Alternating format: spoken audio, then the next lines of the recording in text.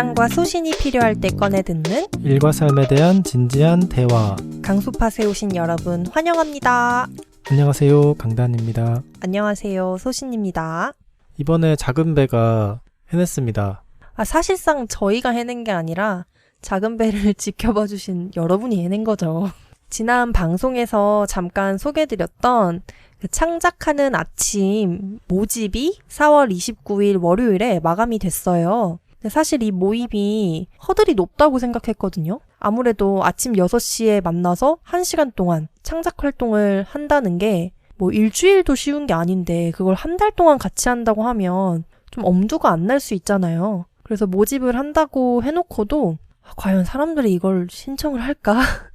그런 걱정도 했어요. 사실 모든 모임이라는 게 그렇겠지만 누구와 함께 하는지가 제일 중요한데 저희가 그 창작하는 아침 신청서에 여러 가지 질문을 넣었었잖아요. 맞아요. 어떤 창작을 하고 싶으신지, 그리고 창작에 대한 어떤 고민을 가지고 있으신지, 이런 질문들에 대해서 너무 솔직하게 답변을 해주신 분들의 이야기를 보다 보니까 내가 이렇게 멋진 사람들과 한 달간 창작을 할 수 있겠다라는 사실만으로 너무 좋더라고요. 저 역시 강단님처럼 그 신청서를 읽다 보니까 긴장보다는 지금은 설렘이 훨씬 더 큰 상태인 것 같아요. 저희처럼 글을 쓰려는 분들도 있었고, 바느질 하시는 분도 있고, 그림 그리는 분도 있고, 뭐 그림책을 만들고 싶다고 하신 분도 있었고, 또 어떤 분은 직접 개발을 해서 본인만의 웹사이트를 만들고 싶다고 하신 분도 있었거든요.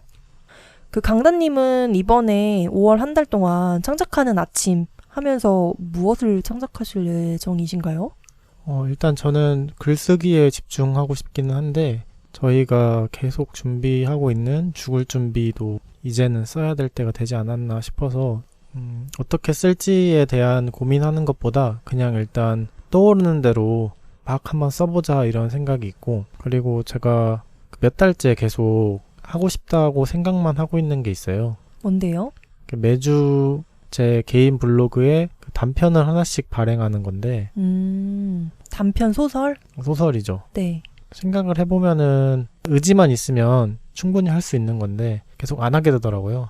그러니까 이번 계기로 저도 좀 모티베이션을 얻을 수 있지 않을까. 근데 저 역시 강단님과 마찬가지로 계속 준비해 오던 죽을 준비 그 책을 집중해서 써보고 싶고요. 그리고 제가 이전에 그 창작에 대한 강단과 소신 에피소드에서도 잠깐 언급했었는데 요즘에 또 퀼트를 제가 배우고 있잖아요. 근데 좀 생업에 밀려서 바느질이 잘 안 되더라고요. 이게 취미다 보니까 계속 우선순위에서 밀리는 감이 있는데 가끔 글을 쓰기 싫은 그런 아침에는 좀 조용하게 바느질도 해보면 어떨까 생각을 하고 있습니다. 좋네요. 근데 또 마침 바느질 하시는 분이 신청을 하시니까 그러니까 저는 이런 게 너무 신기하더라고요. 그러니까 저희가 생각했던 것보다 훨씬 더 넓은 범위의 창작자분들이 이번에 신청을 해주셨고, 그래서 저는 그냥 바느질을 하고 글을 쓰는 거겠지만 그분들의 창작 활동을 지켜보는 것만으로도 그냥 저의 뭔가 세계가 좀 넓어지는 느낌? 좀 그런 게 들지 않을까. 제가 갑자기 떠오른 건데 글을 써보는 것도 좋고 영상을 한번 찍어봐도 재밌겠다는 또 생각이 드네요. 어떤 영상이요? 코미디 쇼츠를 한번 찍어볼까. 지금 그 강단님이 아침에 네. 좀 과감하게 한번 창작을 해봐도 좋지 않을까. 그냥 지금 생각했을 때 내가 당연히 할 수 있는 것들이 있는데 그런 것도 물론 좋지만 한번 안전하다고 생각하는 요 범위를 넘어서 화끈한 도전을 한번 해볼까. 강단님이 안 그래도 원래 그 강수팟에서도 그 조크 담당을 하고 계시고 또 평소에도 스탠드업 코미디에 좀 욕심이 있으시잖아요. 한 번도 안 해봤는데 혼자서는 할 수 있잖아요. 그쵸. 근데 저는 누가 보고 있으면 못할 것 같거든요. 근데 창작을 했으면 세상 밖으로 내보내야죠. 그니까요. 네. 용기를 얻어서 한 번쯤이 아니라 해볼 수 있지 않을까. 저는 그런 창작도 너무 좋은 것 같습니다. 근데 이게 한 달 단위로 진행이 되는 거잖아요. 창작하는 아침 프로젝트가. 근데 그래서 또 가능한 것 같아요. 내가 만약에 코미디 쇼츠를 평생 만들어 보겠다라고 하면 좀 애초에 시작하기가 어렵잖아요. 이걸 해서 뭐 할 건가 싶기도 하고 계속할 수 있을지 먼저 좀 계산하게 되고 근데 그냥 한 달이니까 좀 과감한 창작을 해볼까? 이런 생각도 가능한 것 같고 근데 저희가 그 창작하는 아침을 시작하는 5월 1일이 이게 또 공교롭게 저희가 그날 아침에 열심히 창작을 하고 바로 비행기를 타러 갈 거잖아요. 맞아요. 방송이 나가는 일요일이면 저희는 아마 전주에 있을 것 같아요. 5월 가정의 달을 맞이해서 광주에 잠깐 들려서 강다님 할머님도 뵙고 그리고 또 전주로 가서 어머님과 좋은 시간을 또 보내기로 했거든요. 이번에 전주를 가는 게 전주국제영화제 기간이기도 하고 그리고 소시님이 전부터 가고 싶었던 불모지장 비건 페스티벌인가요? 비건 그리고 또 제로웨이스트 중심으로 다양한 부스가 있는 작은 축제인 것 같아요. 온라인으로만 쭉 소식을 보다가 마침 이번에 날짜가 공교롭게 잘 맞았더라고요. 그래서 전주에 간 김에 어머님도 뵙고 영화도 보고 그리고 불모지장도 구경을 한번 가보려고 합니다. 저는 전주에서 태어나서 어릴 적에도 전주국제영화제가 있긴 했거든요. 네. 근데 이렇게까지 예매가 힘들 줄은 몰랐어요. 저희가 예매 오픈하고 한 2-3시간 뒤에 들어가서 봤는데 티켓이 거의 없더라고요. 맞아요. 그리고 저희가 그 전주에 있는 기간이 전주국제영화제의 전반부죠. 국제영화제는 열흘 가까이 진행이 되기 때문에 저희는 이제 전반부에서 승부를 봤어야 했는데 정말 티켓이 빨리 나갔더라고요. 강다님이 보고 싶다고 생각해서 위시리스트에 담아두셨던 거는 사실상 거의 이제 티켓이 없었고 그나마 이제 남은 자리에서 다시 시놉시스를 확인해 가면서 재밌어 보이는 걸 열심히 예매해뒀습니다. 근데 사실 이게 영화를 보러 가는 것도 있지만 페스티벌을 즐기러 가는 의미도 있으니까 저는 참 기대가 되고요. 이번 전주 여행에 또 하이라이트가 있죠. 전주 국제영화제도 좋고 불모지장도 좋지만 사실 저희가 전주에 가는 이유는 또 따로 있죠. 바로 이번 에피소드는 가정의 달 특집으로 특별히 모신 분이 있습니다. 바로 강단의 어머니이자 이 시대의 멋진 여성 박영자님 인터뷰를 하기 위해 저희가 전주로 가는 건데요. 사실 저희가 가정의 달을 맞이해서 강단의 어머님과 함께 이제 저의 아버지를 같이 섭외를 하려고 했어요. 그래서 각각의 에피소드로 구성을 해보려고 했는데 근데 저희 아버지는 섭외에 실패했습니다. 제가 정말 여러 번 물어봤는데 계속 거절을 하시더라고요. 네, 결국 마지막에는 제발 그만 물어봐 달라고 저한테 싹싹 비셨습니다. 저희 아버지가. 아버님이 좀 샤이보이죠. 샤이 보이죠. 샤이하시기도 하지만 저는 아버님이 막상 나와서 이야기하면은 또 잘하실 거를 알기 때문에 네. 그게 좀 아쉽긴 한 것 같은데 또 내년이 있고 가정의 달은 돌아오기 때문에 네. 그때 한번 모실 수 있지 않을까. 네. 그래서 이번에는 저희 두 사람의 에너지를 한 곳에 모아 영자님, 이제 강단의 어머님 인터뷰를 좀 정성스럽게 준비를 해봤어요. 오프닝을 녹음하는 지금은 아직 그 인터뷰를 하기 전이라서 저도 정말 긴장도 되고 설레는데 워낙 어머님이 수려하게 말씀도 잘하시고 생각이 깊은 분이라서 무조건 좋은 시간이 될 거라는 확신이 있습니다. 그러니까 원래는 제가 엄마를 인터뷰하는 형식을 생각을 했었는데 엄마랑 전화통화를 하다 보니까 내가 하는 것보다 또 수신이 하는 게 엄마 입장에서도 더 편하고 들으시는 분들 입장에서도 더 나을 수도 있겠다라고 또 생각이 들고 저희 엄마도 그렇게 말씀을 하시더라고요. 가정의 달 특집인 만큼 엄마와 아들 이런 느낌으로 나가려고 했는데 영자님을 모시고 제가 또 아들로서 인터뷰를 하게 되면은 영자님을 또 어머니라는 프레임이라고 해야 될까요? 그거에 또 갇혀서 이야기를 나눠버릴 수가 있기 때문에 저도 곰곰이 생각을 해보니까 엄마를 더 잘 보여주려면 내가 아닌 소신이 해야 하는 게 좋겠다라는 생각이 들더라고요. 영자님은 어머님으로서 정말 멋있는 분이지만 그와 동시에 그냥 한 개인으로서도 아주 치열하고 굳건하게 사신 분이잖아요. 저도 강다님과 함께 이번 인터뷰를 준비하면서 너무 좀 사적인 영역에서의 영자님이 아니라 정말 한 개인으로서의 영자님을 좀 조명하고 싶었어요. 그래서 그 부분에 좀 초점을 맞춰서 이번 인터뷰를 준비했는데 재밌게 들어주시고요. 그리고 여러분의 가정의 달도 행복했으면 좋겠습니다. 한 개인이 일과 삶을 항해하는 방식, 강소팟 20화는 작은 배 인터뷰입니다. 오늘의 게스트는 박영자님인데요. 제가 영자님에 대한 짧은 소개를 준비했습니다. 박영자님은 강소팟 진행자 강단의 어머니이자 평생 자신의 일과 삶을 두 손으로 직접 일궈온 멋진 여성입니다. 24살 이른 나이에 결혼한 영자님은 이화여자대학교를 졸업한 후 교단 생활을 거쳐 전북 도민일보 기자로 활동하였습니다. 이후 전라북도 최초 경선을 거친 여성 선출직으로서 시의원, 도의원으로 6년간 의정활동을 했습니다. 현재는 전주에 살면서 편안하고 건강한 일상을 가꾸며 살아가고 있습니다. 제 옆에 영자님 나와 계신데요. 영자님 그 강소파 듣고 계신 친구들께 인사 한번 들려주세요. 안녕하세요. 저는 소신과 강단의 어머니 박영자입니다. 반갑습니다. 저희가 평소에 강단님과 녹음을 하는 작은 배 사무실이 아니라 멀리 출장을 와 있어요. 그러네요. 네, 지금 영자님이 살고 계신 전주에 와 있죠. 영자님께는 엄청 익숙한 공간인데 저한테도 물론 그렇고 그래서 좀 저희한테 근데 녹음에 있어서는 좀 새로운 환경이어서 살짝 긴장이 되는 것 같네요. 저도 조금 긴장이 됩니다. 아까 아침만 해도 긴장 안 되신다고 그랬는데 괜찮으시죠?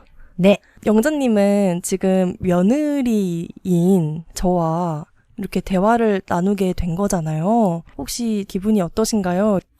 소신님을 만날 때마다 친근하게 이런저런 그런 이야기들을 나눠왔는데 그것과는 별개로 박영자로서 소신님과 나의 삶과 관련된 이야기를 나눈다고 하니까 많이 설레기도 했었고 또 이렇게 대화를 나누는 오늘을 기다리면서 나의 지난 삶을 진지하게 되돌아볼 수 있는 그런 소중한 시간이어서 이런 기회를 만들어준 그 소신과 강다님께 아주 고마운 마음을 갖고 있습니다.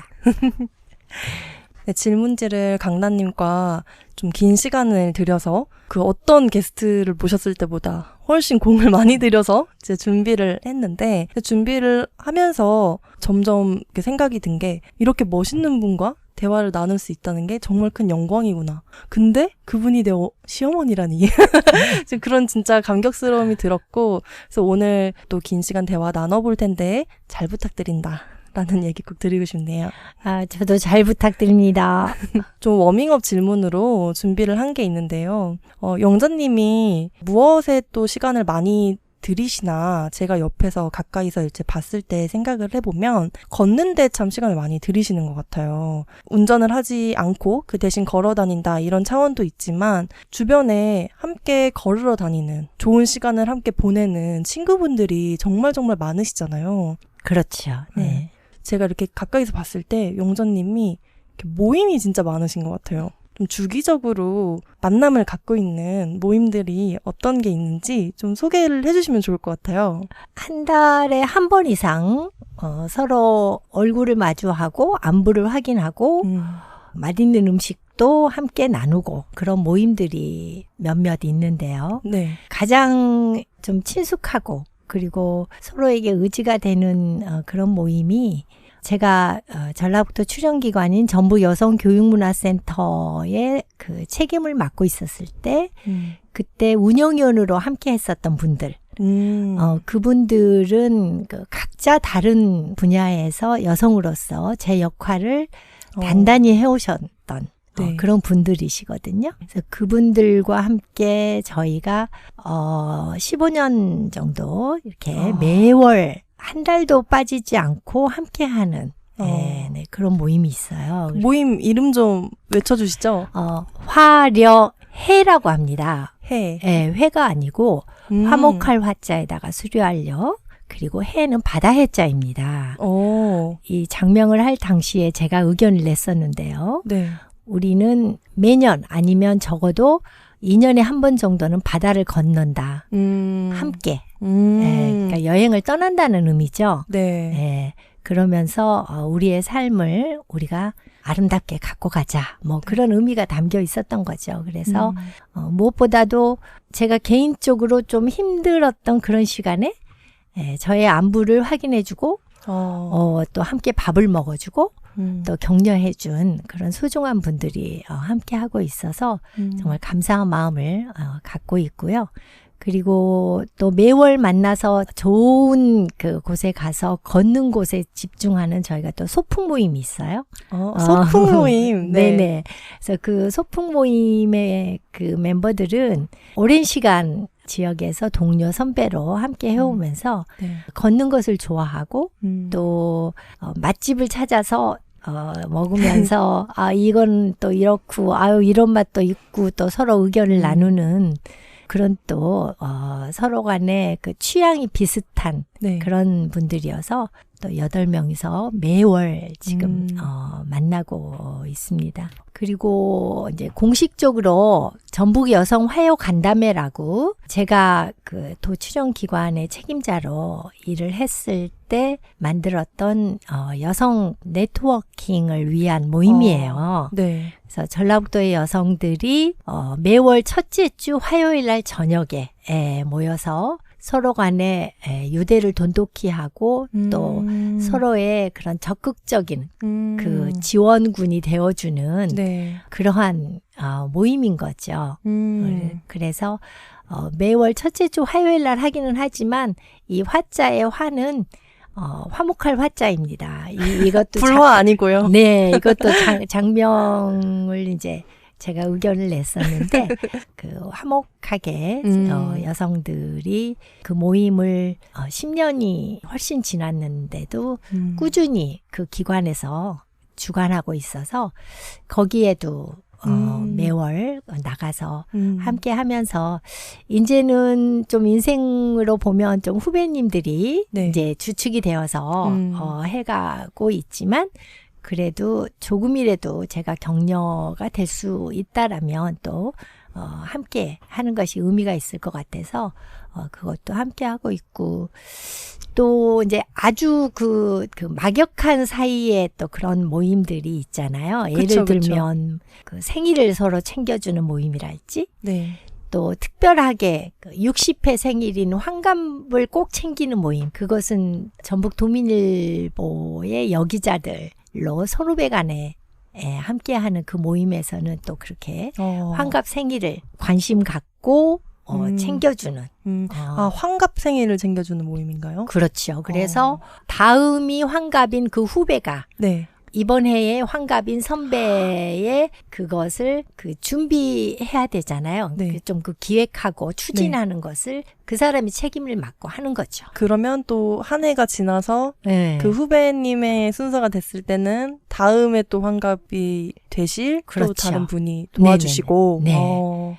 그렇게 해서 이제 서로 간에 잊지 않고 또 만날 수 있는 그런 또 계기가 되기 때문에 참 의미가 있더라고요. 멀리 떨어져 있는 동창들과는 평생 쿵짝이라고 저희가 이름을 붙여서 네.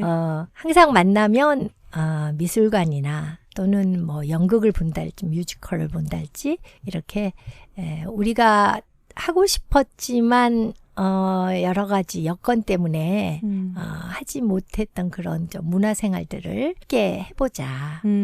이런 생각을 갖고 네. 가급적 자주 만나려고 분기별로라도 네. 만나려고 합니다. 그래서 제가 일했던 일터와 인연이 되었던 분들과 꾸준히 이렇게 만날 수 있는 것은 참 감사한 일인 것 같아요. 그 교사로서 활동했을 때 그 여교사들도 지금도 한 분기별로 한 번 정도씩은 네. 만나거든요. 네. 요즘에 만나면 주로 부모님들의 건강 이야기를 가장 많이 하게 되더라고요. 우리 어머니는 어디가 편찮으시고 또 이제는 나가서 이제 자신의 건강에 관한 이야기 이런 것들을 서로 나누면서 서로에게 좀 용기를 주는 아주 뜻깊은 자리가 되는 것 같아요.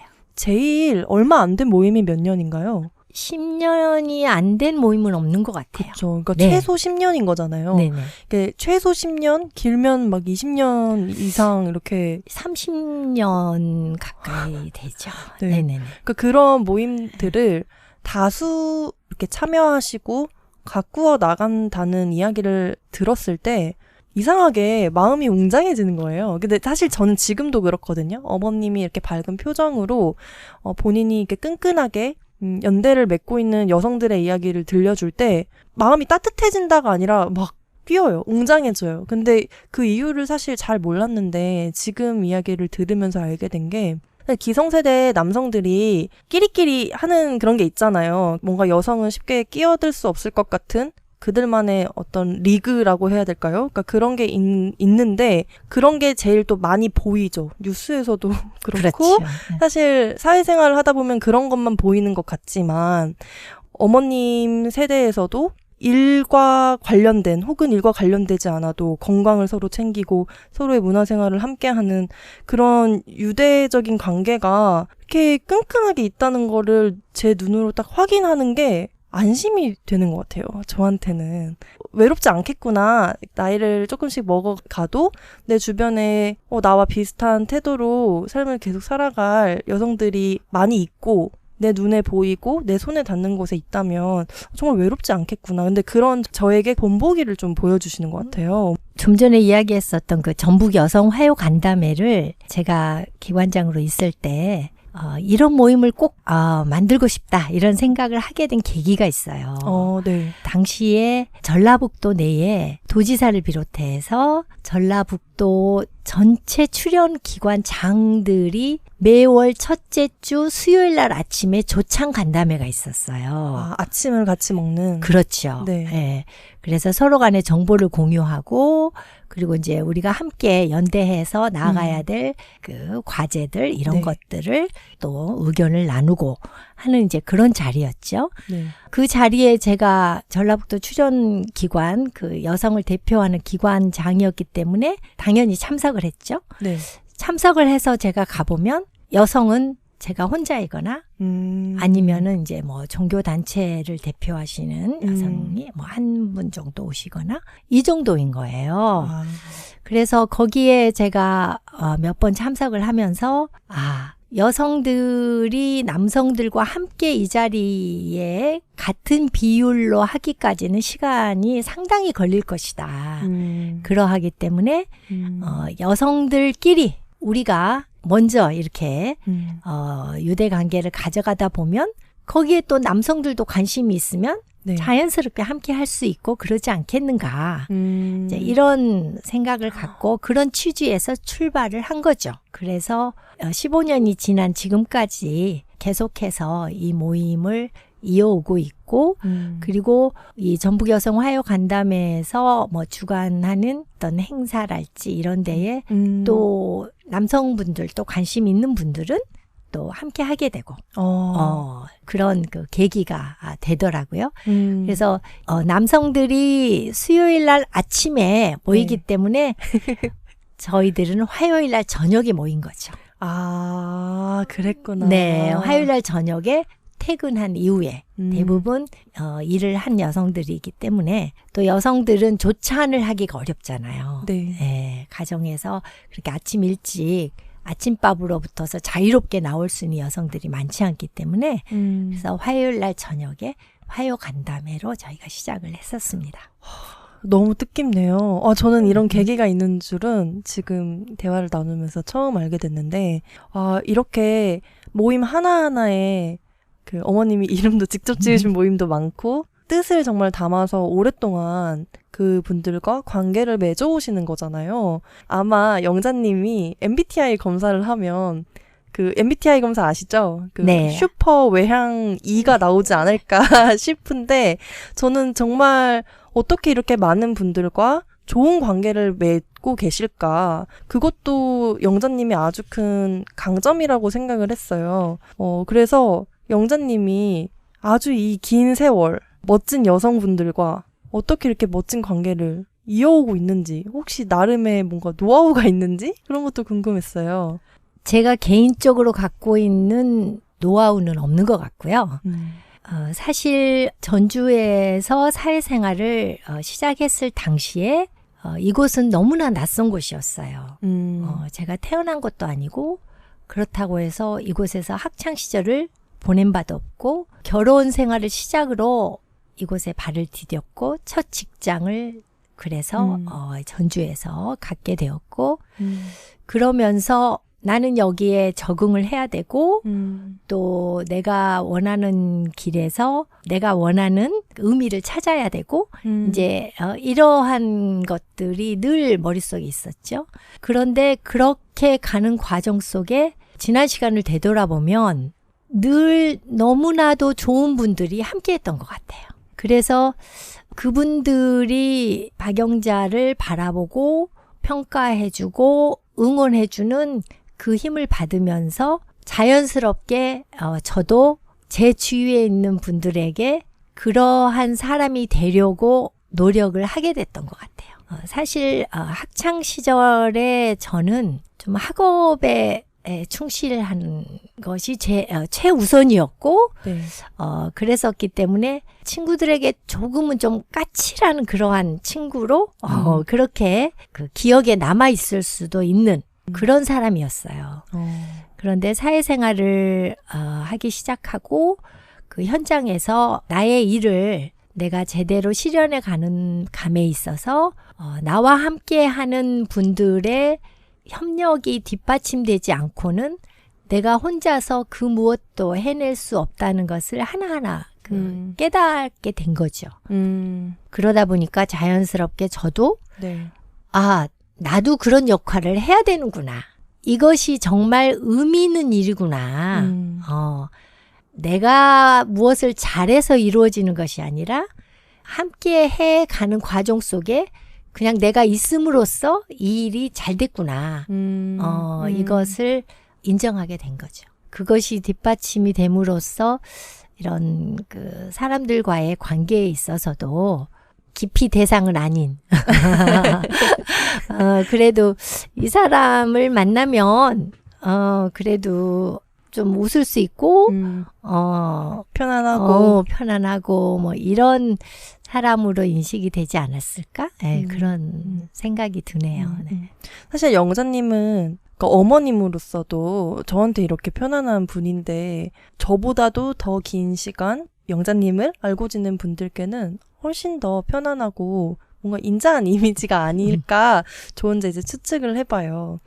근데 진짜 들을수록 이게 막 그런 편견이 있잖아요. 사회생활을 하는 여성들은 조금 더 개인주의적이고 연결되기를 원하기보다는 자기 일을 좀 더 잘하려고 노력한다. 그런 사실 안 좋은 편견이 있는데 어머님은 정말 다 이제 부수면서 그런 편견을 부수면서 여기까지 오셨겠구나. 그러니까 그런 상상도 조금 들고요.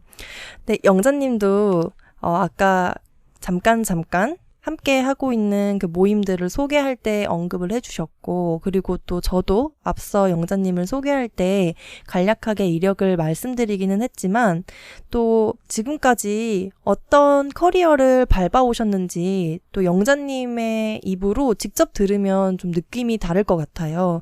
그래서 간단하게 앞서서 어떤 일들을 해오셨는지, 어떤 직장에서 어떤 일을 맡아오셨는지 간단하게 소개해 주실 수 있을까요? 대학교 졸업하고 첫 직장은 고등학교 국어과 교사였어요. 네.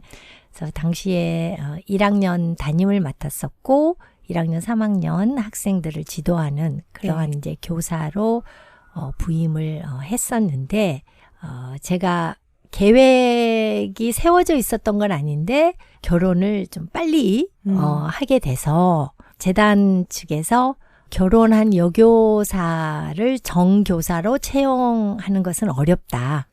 그 시절에는 그런 게 있었나요? 결혼을 하면 안 된다는? 그 당시가 85년인데요. 네. 85년 그 당시에는 사립재단의 경우에 여교사를 채용할 때 각서를 받았어요. 결혼을 하게 되면 퇴직하겠다라는 그러한 환경이었는데 저는 이제 결혼을 하면서 학교에 들어가게 되는 네. 그런 경우가 되어서 네. 재단 측에서 정교사로서의 발령을 내줄 수는 없으니 전임 강사로 1년 정도 있다가 네. 상황을 한번 지켜보자. 네. 왜냐하면 다른 재단 측에서 항의가 너무 심하고 네. 우리가 먼저 그 룰을 깬다는 그런 부담감을 안고 싶지가 않다. 아, 네. 그런 의견을 전달을 받았죠. 이제 그렇지만 그런 과정 속에서도 일단은 담임을 맡고 있었고 그랬기 때문에 학생들 지도하고 제가 맡았던 역할들은 했었는데 정교사로서의 발령이 점점 늦어지고 그래서 제가 그 학교에 계속 있기는 어렵겠다. 네. 그런 판단이 들었어요. 네. 그리고 학교에 사표를 내고 나올 수 있게 된 계기는 네. 사립재단의 여러 가지 그 폐단들 때문에 그 해에 사립교사 채용 인력을 뽑는 그러한 시험이 생겼어요. 아, 원래는 시험 없이 이렇게 뭔가 추천이나 아마니에 그렇죠. 채용이 됐는데. 그렇게 채용이 됐는데 그 해에 사립 그 학교에서 필요로 한 인력의 1.5배를 시험을 통해서 먼저 뽑아놓고 네. 그 인력 뱅크 내에서만 채용할 수 있는 네. 그런 제도가 생겼어요. 네. 그래서 그 85년 12월에 그 시험이 첫 해 시행이 된다고 공지가 됐기 때문에 저는 8월에 사표를 내고 네. 그냥 나와서 12월에 그 시험을 본 거죠. 그리고 그 시험을 준비하는 과정 속에 이제 이렇게 나에게 허락된 이 시간에 아이도 하나 낳자.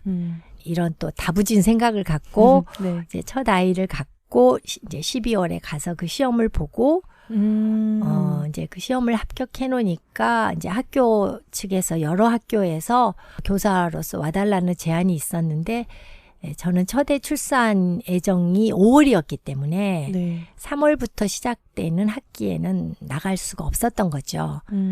결국 첫 아이 출산하고 8월에 제안을 받아서 그 학교에 그 네. 면접을 보러 갔는데 제가 결혼을 하고 아이까지 낳은 여교사라는 것을 학교 측에서는 몰랐죠. 그런데 제가 가서 저는 이런 사람이고 심지어 아이를 3달 전에 출산을 했다. 저를 면접하셨던 그 교장선생님께서 너무 놀라시더라고요. 이게 정말 제가 태어나기도 전의 일이잖아요. 근데 지금의 제가 들으면 왜 놀라냐. 이게 놀랄 일이 아니잖아요. 정말. 그렇죠. 네, 속이 상해요. 네. 네. 근데 그 당시에는 그러한 환경이 당연시 되었었고 그 교장 선생님께서도 박영자라는 교사를 채용하고 싶은데 네. 또 재단 측 이사장의 결정을 무시할 수 없으니 시간을 좀 갖고 보자고 그러시더라고요. 그리고 이제 재단 측하고 몇 번 이야기를 하셨는데 첫 번째, 두 번째까지는 재단 측에서 반대를 하셨대요. 우리가 먼저 이 룰을 깰 수 없다. 그 부담이 되는 그렇죠. 겁이 네. 나는 거죠. 네. 그런데 결국 그 교장 선생님께서 저를 채용하셨어요. 그래서 네. 결혼도 하고 아이도 낳고 한 여교사가 네. 정식으로 네. 채용이 된 거죠. 최초네요. 그렇다라고 봐야 되겠죠. 예. 근데 그 과정이 좀 힘들기는 했는데 나름 의미가 있었고 그래서 고3 담임을 2년 하는 그 과정이 많이 힘들었지만 내가 이렇게까지 해서 왔던 곳이기 때문에 네. 최선을 다할 수 있었던 것 같아요. 그런데 교사로서의 생활을 3년 반으로 마감을 했던 것은 사실 주위에서는 많이 말리셨어요. 이제 그렇게까지 해서 간 그 교직인데 네. 그걸 왜 스스로 또 그만두고 나오냐. 네. 근데 제가 2년 동안 그 고3 담임으로 일을 해 가면서 가장 힘들었던 것은 제 자신과의 싸움이었어요. 대학 입시를 최우선적으로 두고 국어과 교사로서 내가 이러이러한 선생님이 되어야겠다는 이러한 생각과는 별개로 네.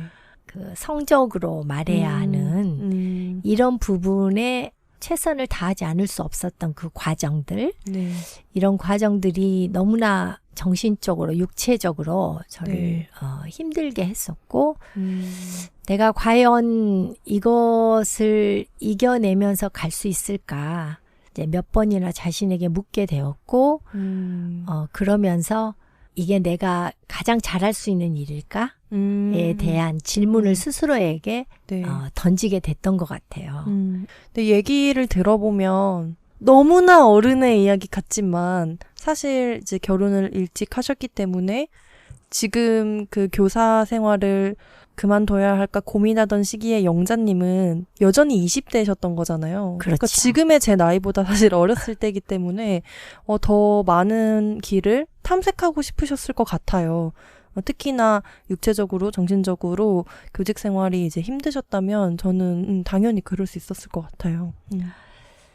그렇게 고민이 깊어갈 그 시기에 전북 도민일보라는 네. 그 지방 신문이 창간을 준비하고 있었고 전북 도민일보가 도민 주주를 모집하면서 제2의 한겨레 신문이 되겠다. 뭐 이런 그 다부진 네. 포부를 갖고 있었거든요. 네, 대학 시절에 국어 국문학을 전공하면서 신문 방송학을 부전공을 했어요. 함께 할 수 있는 그런 분야이지 않을까? 이런 그 생각은 늘 네. 갖고 있었고, 그때 이제 공채 일기를 모집한다는 것을 이제 알게 됐고, 거기에 응시를 했는데, 공채 일기로 채용이 돼서, 네. 그래서 교직 생활을 마치고 전북 도민일보의 그 창간 멤버로 네. 시작을 하게 된 거죠. 네. 그러면 그 이후에 기자 생활은 얼마나 하신 건가요? 기자 생활을 2년 정도 했는데요. 기자 생활을 하는 동안에도 정말 비껴갈 수 없는 그런 그 풍파랄까. 네. 사실 전북 도민일보가 창간될 때 공채 일기로 함께 모였던 그 멤버들은 어디에다 내놔도 그 손색이 없는 우수한 인력들이었어요. 근데 그분들의 그러한 그 재능을 잘 담아낼 수 있었으면 얼마나 좋았을까 하는 그런 아쉬움이 사실은 지금도 남아있거든요. 네, 그 창간하고 나서 기자들을 중심으로 해서 사내 노조를 결성을 했어요, 저희가. 네. 그런데 사주는 이 노조를 인정할 수 없다. 이렇게 팽팽히 맞서는 과정이 너무 오랫동안 지속이 되고 그러는 과정 속에 기자들은 무임금으로 일을 또 해가는 그런 과정이 또 1년이 넘게 지속이 되었었고 그런 속에서 저는 가정에서는 가장이었거든요, 사실. 남편이 석사 박사 과정을 받고 있는 학생이었고 근데 무임금으로 그 일을 해가는 것이 부모님의 도움을 받아가는 것에도 어느 정도 좀 한계가 있고 또 아이가 있었고 고민이 깊어갈 수밖에 없는 그런 시점이었죠. 네. 네. 그래서 그 시점에 제가 출입했었던 그 여러 그 사회 단체들 중에 전북 여성 단체 협의회라고 그 여성 단체들의 그러니까 협의체인 거죠. 네. 그곳이 이제 제대로 된 재단으로서의 면모를 갖춰가는데 그걸 준비하고 책임을 져가는 그런 실무 총책이 필요하다. 그러니 그 일을 박영자가 와서 해주면 좋겠다. 그런 이제 제안을 선배님으로부터서 받아서 그 일을 가서 1년 정도 하게 된 거죠. 그래서 재단법인 이 전북 여성단체 협의회가 결성이 되고 그 초대 사무국장으로서의 일을 네. 좀 하다가 네. 91년도 9월에 네. 이제 둘째 아이 출산을 앞두고 네. 이제 첫째 아이를 제 손으로 이렇게 양육할 수 없었던 그 아쉬움이 너무 컸기 때문에 네. 둘째 아이는 내가 함께 해야 되겠다. 그런 게 너무 확고했었고 또 때 맞춰서 그때 남편이 전북대학교에 교수로 임용이 됐어요. 그래서 바깥에 나의 그 일들을 접고 그리고 출산하고 아이를 기르고 또 2년 후에 그 셋째 강단님. 네, 그 강단을 낳고 또 함께 육아의 시간을 갖고 이제 남편과 아이들과 함께 이제 남편이 교환 교수로 미국으로 갈 때 다 함께 가서 또 새로운 문화 속에서 함께 지내는 그런 시간을 벌게 된 거죠. 그러니까 어찌 보면은 좀 가장으로서의 역할도 살짝 내려놓을 수 있었던 타이밍에 또 본래 집중하고 싶었던 육아의 기회가 찾아온 셈이 된 거네요. 그렇죠. 근데 어찌 보면 또 그런 기회가 오기 전까지는 이게 그 무게가 상당했을 것 같아요.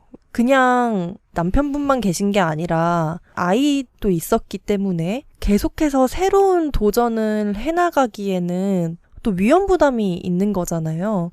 잘 다니던 교사직을 그만두고 이제 막 만들어진 언론사에 입사를 한다거나 또 이제 막 생긴 사단법인의 사무국장으로 일하기를 결심한다거나 물론 모두가 다 좋은 기회였지만 계속해서 새로운 곳에 발을 담근다는 건 엄청나게 큰 도전이고 용기가 필요한 일일 거라고 생각을 해요. 근데 이렇게 어찌 보면 도전을 위한 환경으로서는 악조건에서 꾸준히 용기를 낼 수 있었던 동력은 무엇이었을까요? 일단은 제가 그러한 그 남과 다른 무슨 의지를 가졌다거나 남과 다른 그 탁월한 뭐 추진력을 가졌다거나 이런 건 아닌 것 같아요. 근데 무언가 내가 이것을 하고 싶고 그리고 그것을 실행해 가고 그리고 그걸 꾸준히 해갈 수 있는 이러한 성향으로 형성이 되기까지에는 부모님 그리고 형제들 성인이 된 이후에는 나와 함께 했던 동료들, 선후배들, 친구들 이런 분들의 영향이 상당히 컸다.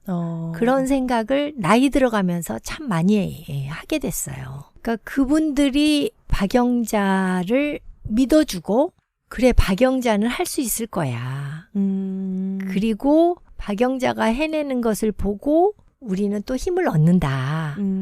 이런 어떤 메시지를 전달을 해주고 이랬을 때 제가 가지고 있는 역량보다는 훨씬 더 큰 역량이 저를 지탱해 줄 수 있지 않았나? 그런 생각을 하게 되더라고요. 정말 주변에 좋은 분들이 많으셨군요. 근데 지금은 영자님이 저와 강단님께 그런 또 역할을 해주시는 것 같아서 신기하다는 생각도 들고요. 네, 제가 생각을 했을 때 교사, 언론인, 그리고 또 아직 우리가 얘기하지는 않았지만 그 이후에 또 정치인으로서의 생활도 하셨었잖아요. 근데 이 세 가지의 커리어가 정말 아예 다른 영역이라고 이야기를 해도 될 정도로 달라 보이는데 그래도 이 세 가지의 직업을 선택할 때 영자님의 마음속에서는 어떤 맥락이 있었을 것 같거든요. 직업 선택에 뭔가 공통된 이유나 아니면 기준 같은 게 있으셨을까요? 지난 일을 이렇게 돌아봤을 때 그런 생각이 들더라고요. 교사로서 첫 직장에서 나를 배척했음에도 불구하고 또 내가 그 네. 교사의 길을 끝까지 한번 가보겠다. 이런 생각을 내가 왜 했을까? 네. 아마도 여성이 결혼하고 아이를 낳았다고 해서 당당하게 교사가 될 수 없는 네. 이러한 환경 속에서 나의 이 걸음이 길이 될 수 있으면 좋겠다. 이런 생각이 있었던 것 같아요. 사실 그 당시에는 20대였고 그런 생각보다는 내가 이것을 해야 해. 뭐 이런 어떤 좀 약간의 오기랄까? 네. 뭐 이런 것들로 제 자신이 받아들였었는데 시간이 좀 지난 다음에 이렇게 돌아보니 그런 것들이 굉장히 나에게 큰 의미였구나. 그리고 창간하는 신문의 그 취지가 너무나도 네. 내가 원했던 취지였고 그리고 창간하는 그런 언론이었기 때문에 내가 가서 할 수 있는 역할이 분명히 더 크다. 그래서 의미가 있다. 또 전북 여성단체 협의회를 만들어가는 그 과정 속에 내가 이러한 그 돌을 놓음으로써 이게 단단한 그런 그 여성계의 협의체가 될 수 있다라는 그런 의미가 컸던 것 같아요. 그래서 제가 선택하고 그 길을 갈 수 있는 데 있어서 가장 큰 것은 일단 어떤 의미로 내가 받아들일 수 있느냐였던 것 같고 두 번째는 내가 가서 그 일을 그래도 잘 할 수 있을까? 그래서 이것이 나에게 그래 너는 할 수 있다 이런 답으로 왔을 때 선택할 수 있었던 것 같아요. 뭔가 꼭 여성으로서가 아니더라도 어떤 정말 아까 첫 돌을 놓는다. 영자님이 가는 걸음이 어떤 하나의 길이 될 수 있는 그러니까 그런 일을 만났을 때 영자님의 눈이 반짝거리고 가슴이 뛰었던 게 아닌가 그러니까 그런 공통점이 좀 보이는데 강소팟을 지금 이렇게 듣고 계신 분들은 목소리만 지금 듣고 있는 거잖아요. 근데 영자님이 저보다도 키도 작고 체구도 이렇게 막 큰 편이 아니시잖아요. 그리고 항상 웃고 계시고 그러니까 얼굴도 웃는 상이시고 이렇게 부드러운 인상이신데 제가 어제도 영자님께 말씀드렸던 게 영자님의 삶을 듣다 보면 완전 전사다. 좋은 의미로 뭔가를 쟁취하고 대의를 위해서 이렇게 싸우면서 앞으로 나아가는 사람인 것 같다라는 의미로 제가 영자님은 전사 같다라고 이제 표현을 했었어요. 근데 저는 그런 이미지를 또 제가 더 갖게 된 계기 중에 하나가 이제 영자님이 앞서 말씀하신 그 커리어를 모두 뒤로 하고 이제 강다님까지 다 낳고 난 이후에 새롭게 하셨던 도전 때문인 것 같아요. 그래서 그 이후에 이제 영자님이 전주에서 시의원으로 또 출마를 하셨었잖아요. 혹시 아예 새로운 또 정치라는 영역에 발을 들이게 되셨던 또 그 계기는 어떻게 됐는지 궁금해요. 좀 전에 말씀드렸던 것처럼 아이들 셋과 남편과 함께 이제 미국에 가서 1년 반 남짓 생활을 하고 다시 전주로 돌아왔을 때 여성계에서는 선배님들이 주축이 되셔가지고 여성계 대표 후보로 다음해 네. 그러니까 98년도에 지방선거에 출마할 수 있는 그런 후보를 찾고 계셨더라고요. 사실 저는 정치 분야에 관심이 정말 1도 없었고 그 당시 지역구 국회의원의 이름도 몰랐어요. 그리고 가정 내에서 아이를 낳고 양육하는 데만 전념했던 시간이 네. 한 7년 정도 네. 이렇게 지났었기 때문에 지금 전주가 전라북도가 어떠한 그 사안이 중요한 그런 이슈이고 이런 것들에 대해서 큰 관심이 없었던 사람이었죠. 근데 그런 박영자를 찾아와서 여성계 선배들께서 내년 그 지방선거에 여성 후보로 출마를 해주면 좋겠다 이런 제안을 하셨어요. 그 당시에 저는 아무런 준비가 되어 있지 않았고 또 그때 강단이 5살 한국 나이로 5살이니까 아직 어린 그렇죠. 만 3살 반 4살 이렇게 그렇죠. 됐겠네요. 네. 그리고 강단 위에 누나가 이제 2살 위니까 그래서 아직 초등학생이 아닌 또 두 아이들이 있었고 그래서 저는 거듭 정말 감사하지만 제가 출마하기는 어렵겠습니다. 혹여 제가 출마를 결심한다고 하더라도 내년이 아닌 그 다음 지방선거 정도에 준비를 해서 한다면 모를까 내년에는 그건 불가능한 일입니다. 이제 이런 답을 드렸죠. 네. 그리고 2, 3개월이 지난 후에 또 다른 선배님을 통해서 개인적으로 친분이 아주 돈독한 그런 선배님을 통해서 또 제안이 들어온 거예요. 거의 이제 영자님을 후보로 내기 위해 수단과 방법을 가리지 않았다 이렇게 봐도 될 것 같아요. 네. 그래서 그때는 저만 만나자고 한 게 아니라 이제 제 남편까지 같이. 네. 그래서 그 선배는 이제 이렇게 가족이 다 아는 선배셨기 때문에 그래서 다 같이 만나서 2시간 넘게 왜 박영자가 내년 선거에 출마를 해야 하는지 네. 이 부분에 대해서 이제 설득을 하기 시작하신 거죠. 근데 그 이야기를 들으면서 어느 대목에선가 문득 제 마음속에 준비가 안 됐다고? 못하나? 이런 마음이 생겼어요. 네. 그래, 그러면은 지금부터 준비하면 안 되나? 그때가 한 몇 월쯤이었나요? 아마도 98년으로 넘어가는 때였던 것 같아요. 그럼 정말 몇 개월 남지 않은. 그렇죠. 그러니까 97년 말에서 이제 98년으로 넘어가는 그 즈음이었거든요. 물론 다른 후보자들은 몇 년씩 준비를 하겠죠. 네. 그리고 그 준비하는 것들이 또 어떠한 것이 준비가 되어야 하는지도 전혀 몰랐고 사실은 너무 몰랐기 때문에 준비가 안 됐다고 할 수 없나?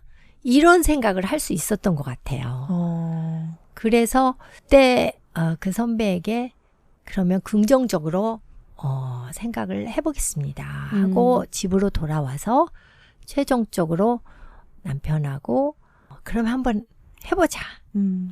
그런 결정을 하게 된 거죠. 그래서 98년도 6월 4일 네. 지방선거에 출마를 하게 됐어요. 그래서 그 지방선거를 준비하는 네. 그 과정이 사실은 다른 후보들하고는 너무 달랐던 거예요.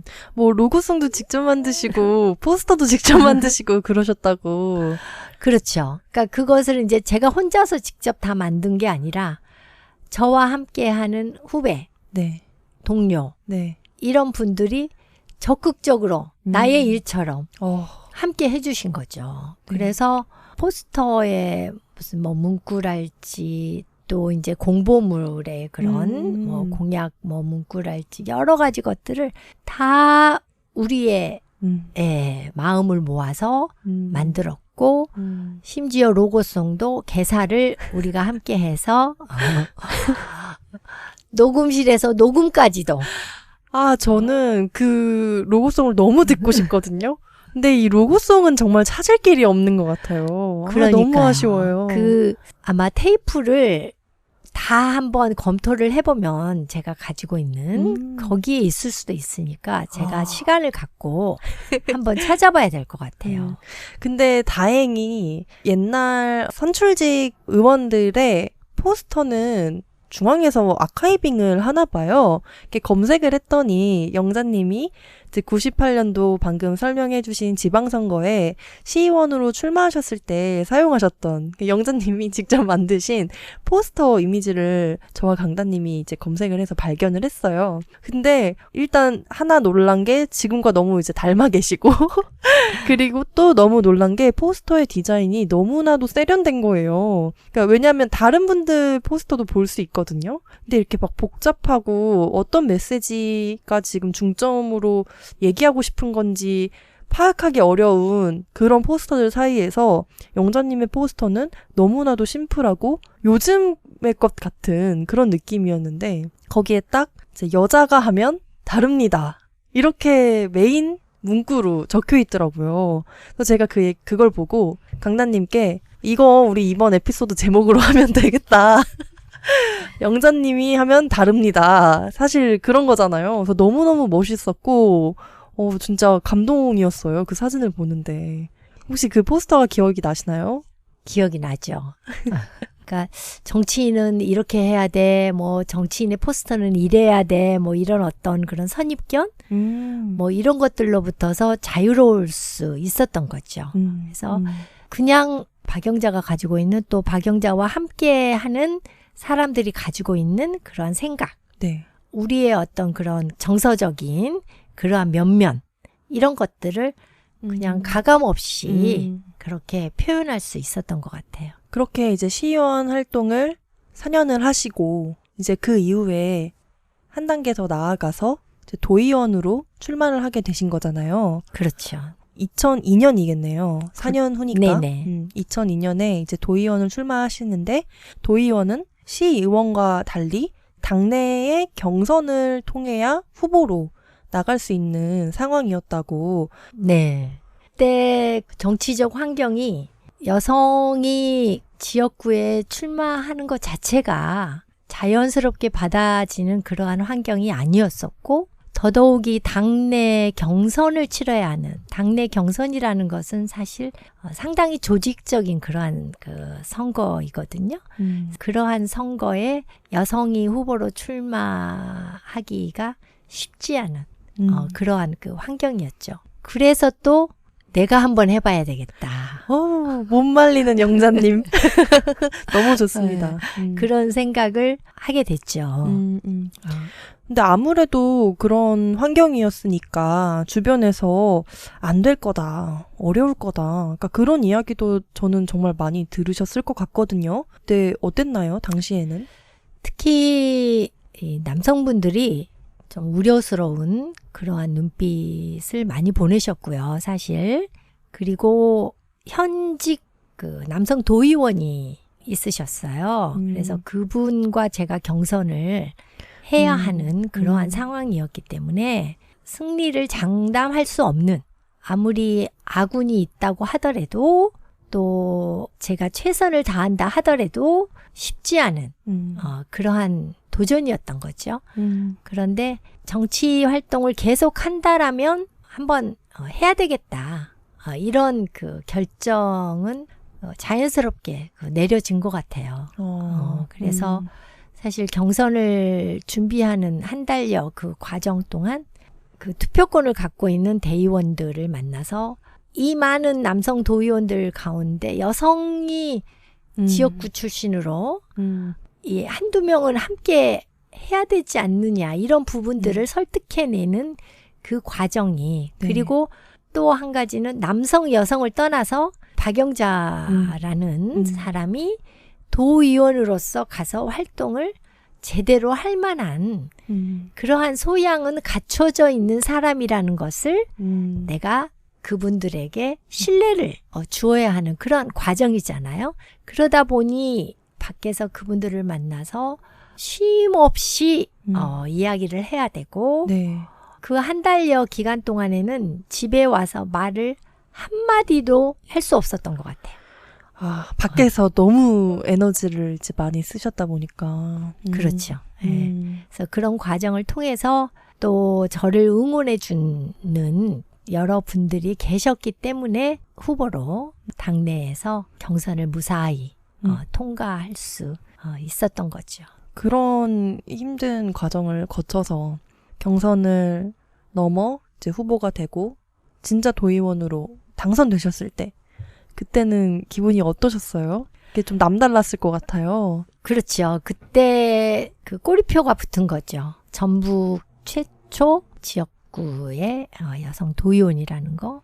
그래서 이런 길을 이렇게 걸을 수 있다는 것 자체에 너무나 감사했고, 그렇지만 그것과 함께 책임이 나에게 따르는 것이고, 이것은 제 개인의 어떤 정치인으로서의 활동으로서 보여주는 것, 그 이상으로 여성이 앞으로 지속적으로 더 많은 영역에서 함께 할 수 있는 그러한 그 스펙트럼을 만들어 가야 한다라는 그러한 그 생각을 많이 했었던 그런 시간이었어요. 이야기해 주신 것처럼 아마 영자님이 진짜 전라북도 최초 여성 도의원으로서 일을 잘 해내야 한다라는 책임의식 또 있으셨을 텐데, 근데 또 한편으로는 저희의 지금 세대, 그러니까 저희 나이 또래의 사람들은 또 정치인이라는 직업에 대한 불신 같은 것도 있잖아요. 근데 저는 또 그런 걸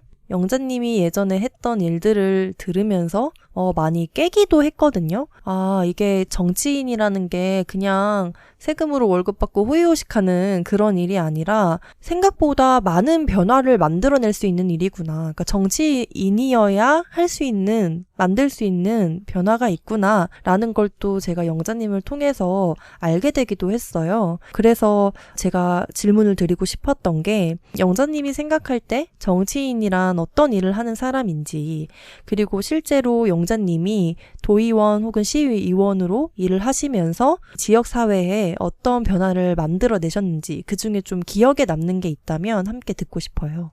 정치인이 어떤 역할을 해야 되는지 사실 선거에 출마하겠다라고 결심했을 그 당시에는 이거다라고 내 머리에 한 줄로 정리가 되지는 않았던 것 같아요. 그런데 선거를 준비해가는 과정 속에서 뭐가 가장 중요한지를 고민하게 되고, 또 당선되어서 전주시의원으로 활동을 하면서 자연스럽게 정리가 됐었는데요. 사실 정치인은 눈에 보이는 유형이든 아니면 무형이든 우리가 사는 이 세상에 이 유형과 무형의 자산들을 어떻게 배분해 내느냐, 그 열쇠를 쥐고 있는 사람들이 정치인이라고 생각해요. 네. 그래서 대단히 무거운 책임을 갖고 있는 거죠. 네. 근데 그 본연의 역할보다는 다른 부분들이 너무 많이 부각이 돼버리기 때문에 그런 부정적인 그런 인식이 다반사가 돼버린 거고, 흔히 요즘 우리가 뉴스 속에서 듣는 민생 하는 네. 그 부분이 결국은 그거거든요. 그걸 어떻게 분배해 내느냐. 이것이 결국 민생을 어떻게 책임지느냐.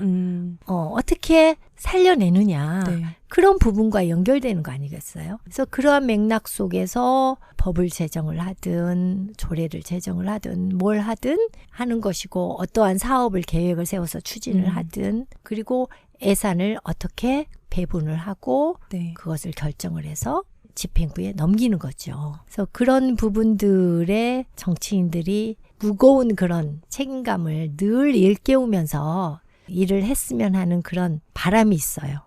이제는 한 시민으로서. 네. 네. 그리고 제가 전주시의원이나 전라북도의원으로 활동을 했었던 그때에 다른 의원들과는 조금 차별화된 네. 그 역할들을 하고 싶다, 이런 생각들을 하면서 내가 가지고 있는 다른 분들과는 조금 다른 네. 그런 문화적인 식견이랄까? 그리고 또 나만이 가지고 있는 어떤 그런 그 섬세함, 이런 것들을 녹여낼 수 있는 그러한 일들을 추진하고 싶다, 이런 생각들을 늘 했거든요. 네. 그런 과정 속에서 전주국제영화제를 준비하고자 하는 그러한 몇몇 뜻을 갖고 있는 분들의 그 시작점이 있었어요. 네.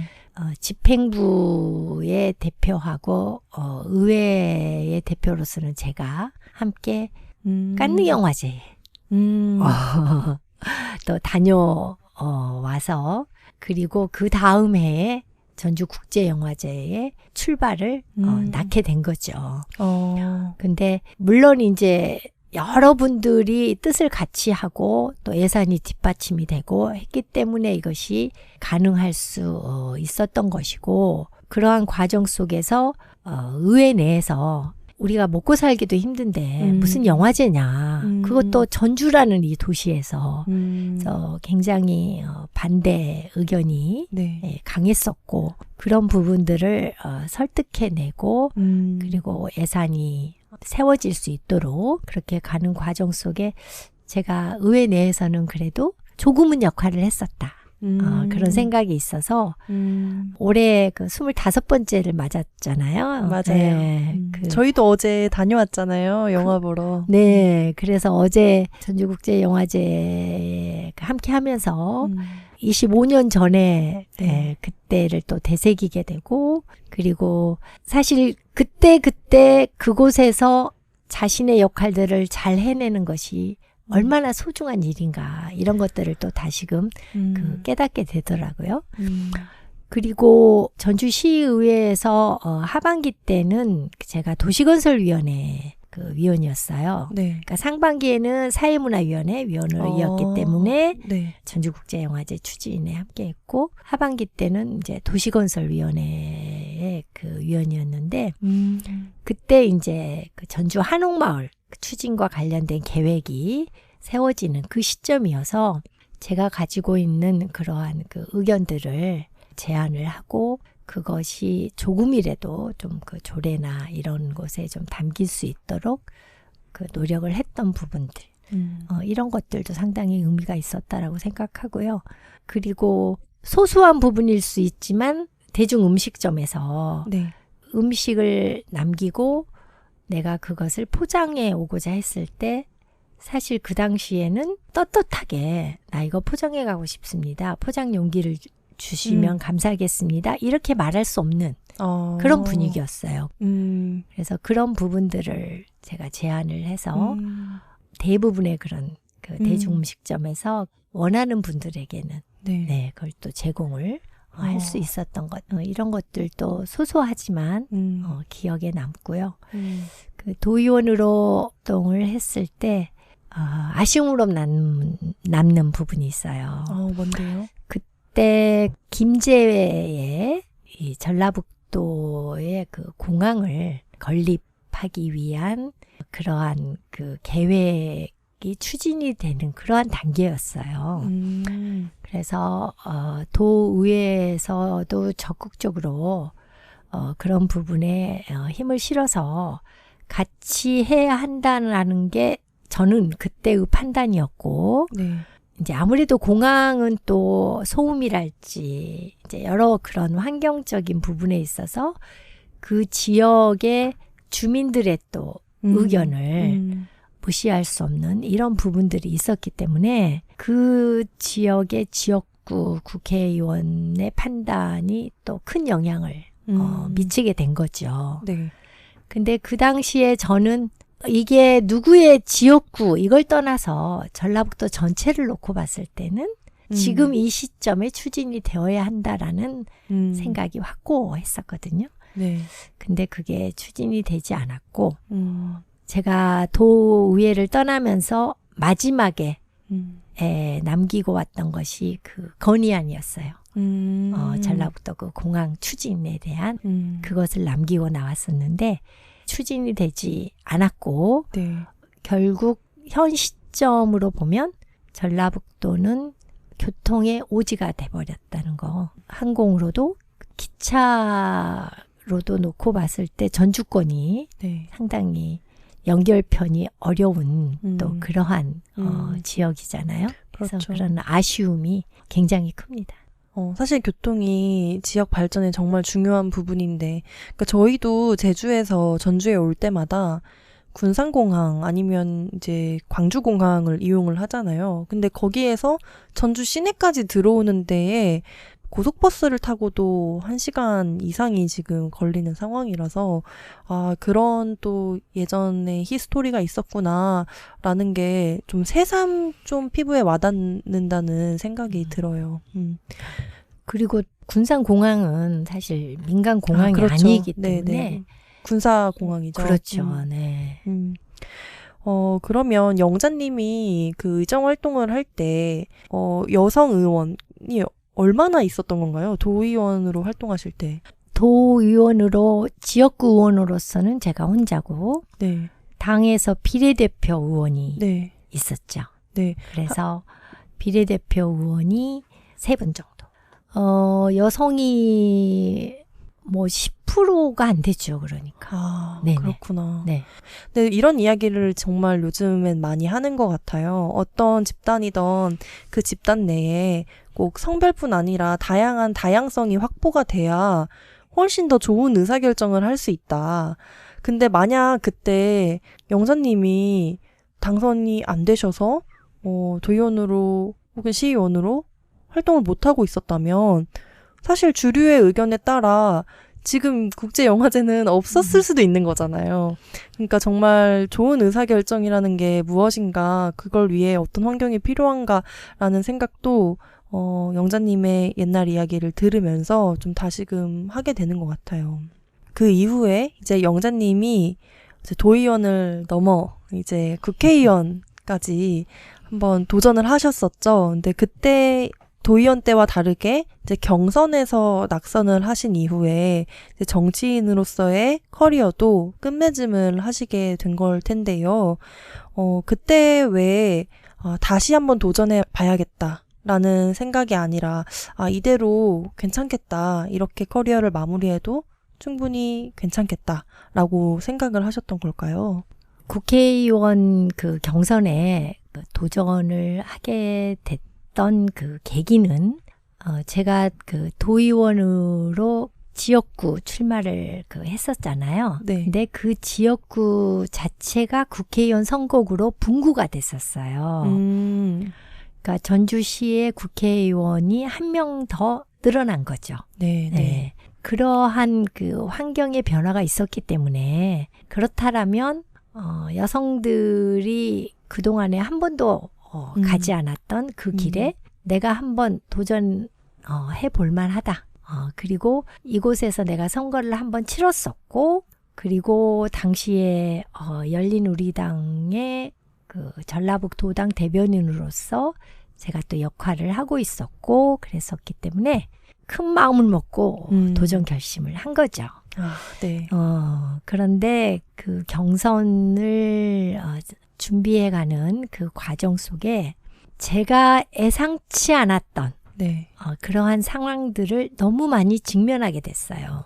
수단과 방법을 가리지 않고 결과만을 중시해야만이 당선될 수 있다. 이런 분위기. 그런데 제가 첫 선거를 치렀을 때 제 자신과 했던 약속이 있거든요. 사람들이 정치 활동을 하는 사람에 대한 편견들이 있잖아요. 네. 뭔가 좀 거짓말을 많이 할 것 같고 뭔가 앞과 뒤가 다를 것 같고. 네. 그래서 남에게 공표를 하지는 않았지만 제 자신과의 약속을 한 거예요. 나는 이러한 색깔로 살고자 하는데 그러한 색깔로 살 수 없다라면 나는 이 길을 안 가야 된다. 그런 약속을 했었어요.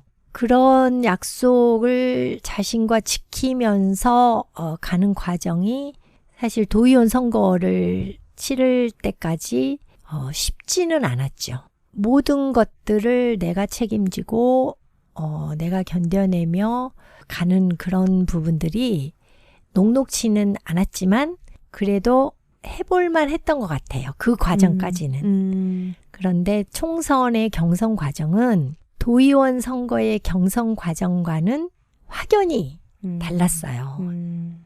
제가 느끼기에도 달랐고 네. 저를 도와주는 분들이 체감하기에도 달랐고 대놓고 협박을 하고 대놓고 회유를 하고 대놓고 지킬 수 없는 약속을 하라고 하고 그래서 저는 지킬 수 없다고 대답을 해야 하고 대답을 할 수밖에 없죠. 저는 지킬 수가 없으니까. 그러니까 그런 과정을 거쳐서 경선을 치렀기 때문에 결과는 낙선이었죠.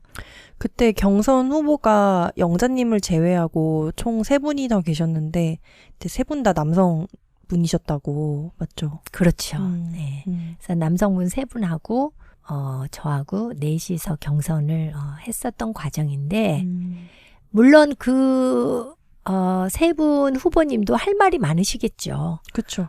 그렇지만 어쨌든 그분들은 그 이후에도 계속 네. 정치 활동을 하셨고 또 한 번 이상씩 다 국회의원을 하셨고 그런데 저는 그 과정을 거치면서 이 길은 나의 길이 아니다라고 나의 색깔이 변질될 수밖에 없는 길이다. 그래서 이러한 선거를 나는 다시는 치러낼 수가 없다라는 그런 그 판단을 하게 됐죠.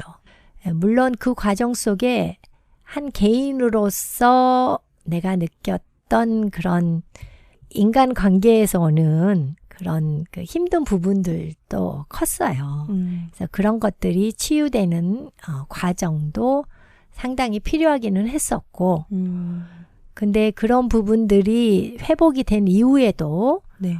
제가 선거 때 후보로서 기웃거리지 않을 수 있었던 것은 이 길에서 나는 나의 색깔을 지키면서는 성공할 수 없다. 이런 결론을 내렸었기 때문인 것 같아요. 지금 이야기하시고 있는 그 일이 사실상 지금 20년 전의 일이잖아요. 근데 그 20년 사이에 아직까지도 전주에서 여성 국회의원이 나온 적이 없다고 제가 봤어요. 근데 이게 참 시간이 흐르면 뚫릴 수도 있을 길이라고 여기에서 영자님 스스로가 본인의 태도와 색깔을 지키면서도 앞으로 더 나아갈 수도 있겠다라는 그런 생각이 조금이라도 있었으면 저는 영자님이 견디실 수도 있었을 것 같아요. 근데 지금 20년이 지난 지금까지도 그 길은 아직 뚫리지 않았고, 그러니까 그게 참 안타깝기도 하고 속상한 부분인 것 같기도 해요. 하지만 저는 영자님이 그때 도의원을 넘어서 한 번 더 여성으로서 도전을 해봐야겠다라고 마음먹었다는 것 자체가 영자님을 주변에서 지켜본 많은 분들께 정말 많은 영감과 용기를 주었을 거라고 생각을 해요. 그럼 지금 며느리인 저와 아들인 이제 강다님이 함께 또 일을 하고 있잖아요. 그 모습을 항상 정말 진심으로 응원을 해주시는데 이런 저희의 모습을 보면서 평소에는 어떤 생각을 하시는지 이 기회를 빌어 한번 묻고 싶은데요. 어떤가요? 한마디로 말하면 부럽다. 이렇게 말할 수 있을 것 같은데요. 강단과 소신이 서로 가장 가까운 사람이면서 또 뜻을 함께하고 있잖아요. 그리고 서로 간의 그 능력면에 있어서도 제가 봤을 때 너무나도 서로 보완이 되는 그러한 역할들을 맞아요. 하고 있는 것 같아요. 그래서 이런 부분들이 너무나 부럽고 나의 젊은 날로 돌아간다면 나도 한번 저렇게 살아보고 싶다. 같은 책을 읽고 또 같은 영화를 보고 뭔가 거기에 대해서 심도 있게 의견을 주고받을 수 있고 또 그것을 정리해낼 수 있고 이런 부분들은 인생의 최고 아닌가요? 저는 그게 굉장히 가치 있는 일이라고 믿고 있어요. 그래서 그 부분들에 큰 가치를 두고 지금처럼 소신님과 강단님이 생활을 하시면 좋겠다. 이런 생각이 들고 그리고 또 하나 부러웠던 것이 사실 일상을 살다 보면 두 사람 사이에 이견이 있을 수 있어요. 그렇죠. 네. 그것이 없는 것이 그게 더 문제가 있는 거죠. 그래서 그 이견이 있을 때 또 가감없이 서로 간에 그것을 그 의견을 나누다 보면 충돌할 수도 있고 그리고 그 부분을 풀어가는 과정 속에서 글로써 서로에게 자신의 생각을 나눌 수 있다는 거. 그건 제가 젊은 날 정말 하고 싶었던 부분이었어요. 그래서 저는 그런 부분들을 시도를 했으나 이공계 출신인 남편이 답이 없기 때문에 그런 부분들을 함께 할 수가 없었죠. 그래서 그런 부분들이 늘 아쉬웠고 사실 서로 간에 관계의 밀도를 높여가는 부분들은 그런 데서 오는 거거든요. 물론 뭐 결혼 생활은 무슨 뭐 안정감도 중요하다 뭐 이런 것들을 사람들이 이야기를 많이 하시죠. 일상을 살아갈 수 없을 만큼 불안정하면 사실 그것은 어렵겠죠. 그렇지만 일상을 살아낼 수 있을 정도가 된다면, 그게 기반이 된다면 그 위에 필요한 것들은 이러한 관계다라고 생각을 하거든요. 그래서 그런 부분에 있어서 소신님과 강단은 너무나도 잘 살고 있다. 그리고 내가 젊은 날 할 수 없었던 부분들을 둘이 해주고 있어서 고맙다. 이런 생각을 늘 갖고 있습니다. 감사합니다. 저도 가끔은 강단님의 속마음을 정말 글로 읽는다는 생각을 하거든요. 그래서 저희 둘 다 글을 쓸 마음이 있는 사람이어서 정말 다행이다 이런 생각을 하고는 해요. 지금까지는 영자님의 그 일하는 사람으로서의 모습을 조금 같이 얘기를 많이 나눠봤는데요. 사실 영자님이 더 대단할 수밖에 없는 이유는 이 모든 일을 하는 과정 속에서 가정에서 해야 했던 여성으로서의 역할과 사회적으로 해야 했던 역할 사이에서 균형을 잡아와야 했다라는 점일 텐데요. 영자님이 앞서 제가 소개드렸던 것처럼 24살이라는 정말 어린 나이에 결혼을 하신 거잖아요. 저는 24살 때 대학을 다니고 있었는데 그래서 그때 당시에는 그 일하는 여성에 대한 사회적 시선이 또 지금과는 남달랐을 것 같거든요.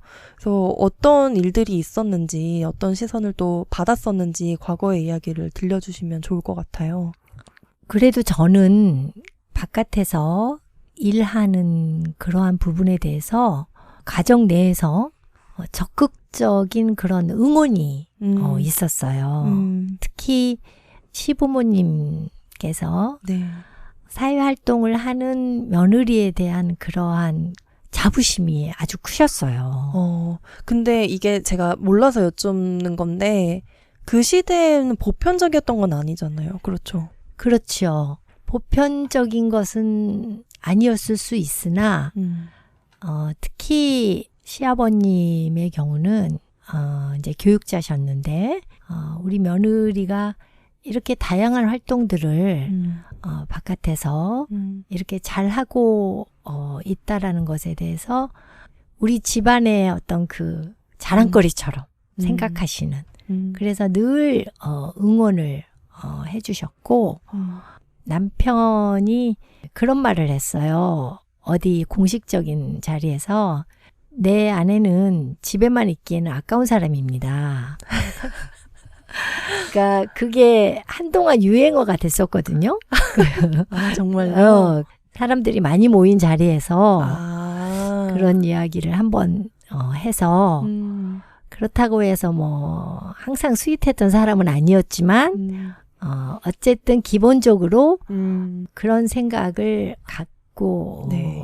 있었기 때문에 특히 제가 정치 활동을 하는데 굉장히 큰 그런 뒷받침을 해준 거죠. 그래서 그런 지원들이 없었으면 제가 일을 해낼 수가 없었고 또 형제들, 어머님을 비롯해서 그 형제들의 늘 관심과 그런 배려 또 제가 뭘 실패해서 힘든 그런 과정이었을 때 그것을 이겨낼 수 있게끔 묵묵히 뒷받침해주고 지켜봐주고 했던 그러한 그 따뜻함 이런 것들이 결국은 제가 다양한 분야에서 일을 그래도 이만큼이라도 해오면서 살 수 있었지 않았나 그런 생각이 듭니다.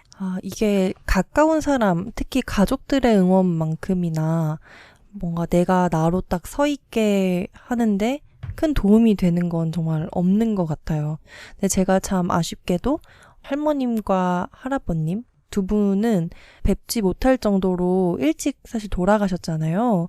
그래서 저는 그 두 분의 성격과 그 따뜻한 마음을 어머님과 아버님의 이야기를 통해서만 이제 들을 수 있었는데 정말 그렇게 열정적으로 어머님의 사회생활을 응원했음과 동시에 사실 또 두 분이 살아계실 때 그 시대에 또 지배적이었던 인식들이 있었을 거기 때문에 예를 들어 아들을 꼭 이제 낳았으면 좋겠다던가 아니면 뭐 명절이나 제사 때 며느리로서의 어떤 역할을 어머님께 요구한다거나 분명 그런 부분도 있었을 거잖아요. 좀 농담처럼 하는 얘기지만 이제 강다님의 바로 위에 누나인 민지 언니가 이제 본인이 아들이었으면 강단 너는 이 세상에 없었을 것이다.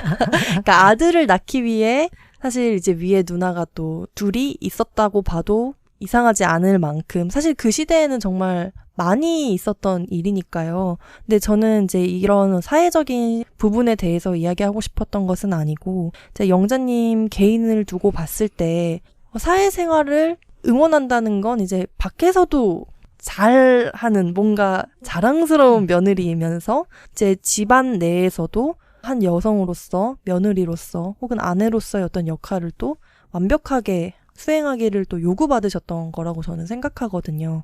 근데 저는 이게 힘들고 뭐 육체적으로 어렵고를 다 떠나서 정말 심리적으로 버거웠을 수도 있다고 생각을 늘 해왔어요. 그래서 당시에 영자님은 이런 부분에 대해서는 어떻게 생각하셨는지도 좀 듣고 싶어요. 제가 결혼하고 첫 명절이 설날이었거든요. 그 설날이 되기 2주 전에 시어머님께서 친정을 다녀오라고 하시더라고요. 그래서 왜 이렇게 일찍 친정을 다녀오시라고 하실까? 그랬더니 명절 때는 형제들과 또 친척들이 다 많이 오시기 때문에 맏며느리인 우리 며느리가 있어야 된다. 그러니까 이제 그 마음을 제가 잘 헤아릴 수는 있었어요. 왜냐하면 너무나 저를 아끼셨고 누구와 온들 며느리를 자랑하고 싶으셨던 거예요. 우리 며느리다 막 이렇게. 그래서 그런 마음을 너무 잘 알고 있었기 때문에 2주 전에 다녀왔고 그리고 이제 첫 명절을 맞았는데 나도 모르게 조용히 눈물이 나오더라고요. 나는 왜 명절 당일날 친정 집에는 못 가는가. 신우님들은 다 오후에 시댁에서 다 여기 친정이라고 다들 오셨는데 나는 그분들을 맞이하면서 맏며느리로서 물론 그렇다고 해서 내가 거기에서 막 무슨 그 가사 일을 많이 막 하거나 뭐 힘들거나 이런 건 없었어요. 그런데 오직 내 며느리가 옆에 있어야 하는 거죠. 아이고. 그 어머님, 아버님 입장에서는. 그래서 그런 첫 명절을 지내고 나서 그 다음 명절 때부터서는 명절이 온다고 하면 머리가 아프고 몸살 기운이 오면서 또 어쩔 때는 감기 기운까지 오고 이런 증상이 생겼어요. 네. 그렇지만 어쨌든 몇 년 동안을 저는 명절 전에 친정을 다녀오고 명절 당일에는 친정을 가지 못했어요.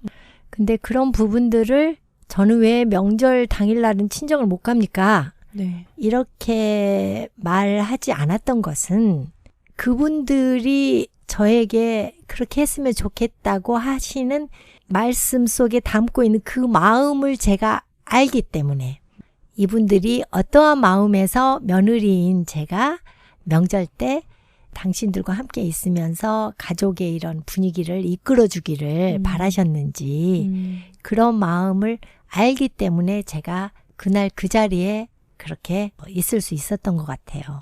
그리고 이제 강단의 탄생과 관련된 그런 부분은 사실 저의 그 친한 친구들이 그런 이야기를 해요. 3대 불가사의 중에 하나가 박영자가 아이를 셋 낳은 거다. 뭐 이런 이야기를 했거든요. 저도 제가 아이를 셋 낳게 되리라고는 사실 결혼할 당시에는 생각은 못 했었죠. 근데 둘째 아이까지 낳고 집안의 분위기가 너무나 저에게 잘 해주시지만 그 가운데에 손자를 안고 싶으시다는 그러한 내색을 너무나도 부드럽게 하시는 거죠. 그러니까 저에게 절대 스트레스를 주려고 하는 건 아니다라는 식으로 그걸 노출을 하시지만 저에게는 상당히 심리적으로 그게 힘든 부분이었죠, 사실은. 그래서 공부도 많이 했고요. 의사의 그런 좀 도움들도 받으면서 뭐 그 배란일 체크하고 뭐 이런 것들이 있잖아요. 뭐 네, 이런 네. 것들. 그래서 그런 생각을 했어요. 이렇게 가족들이 원한다라면 내가 할 수 있는 일은 해야 되지 않을까? 가족들이 원하는 것은 부당하고 그러면서 나는 내가 할 수 있는 일은 안 하고 그러면 이 화목함을 지켜나가기는 쉽지 않을 것 같다. 이제 이런 생각을 하게 된 거죠. 그래서 2년의 시간 동안에 제 마음과 저의 그 정신을 스스로 눌러가면서 그런 시간을 갖고 결국 이제 강단을 출산하게 된 거죠. 근데 강단을 딱 출산하고 나니까 강단 아빠께서 하신 말씀이 있어요. 그 전까지는 저한테 뭐 아들에 대한 이야기를 단 한마디도 한 적이 없어요. 아, 아버님은요? 네. 왜냐하면 시부모님께서 그런 생각들을 갖고 이렇게 넌지시 이렇게 알리는 것을 다 알기 때문에 또 제가 할 수 있는 것들을 하려고 노력하는 걸 다 알고 있기 때문에 보고 있기 때문에 네. 저한테 단 한마디도 그런 말을 한 적이 없었어요. 그런데 강단을 딱 출산을 하고 나니까 그때 저한테 아들도 한 명 있는 것이 좋을 것 같다고. 생각하셨었다고? 아니 그 전에 생각했다고가 아니라 네. 이렇게 나와서 보니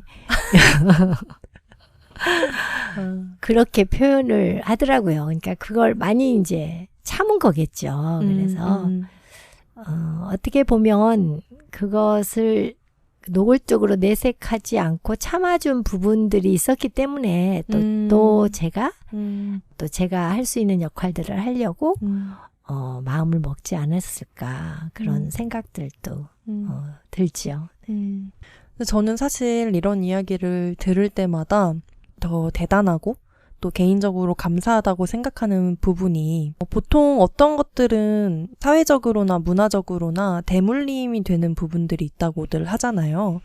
뭐 예를 들어서 내가 시댁살이를 받았으면 며느리에게 조금 까다롭게 대할 수도 있고 아니면은 군대에서 어떤 문화를 체득하고 와서 그거를 뭐 조직 내에서 반복한다거나 그러니까 그런 다양한 사례들이 있잖아요. 일반화할 순 없지만 그런 것을 제가 알고 있기 때문에 영자님의 이런 옛날 또 힘들었던 이야기를 들을 때 어떻게 근데 영자님은 며느리인 나에게 그런 것들을 단 하나도 강요하지 않을까. 그게 저는 쉬운 일은 아니라고 생각하거든요.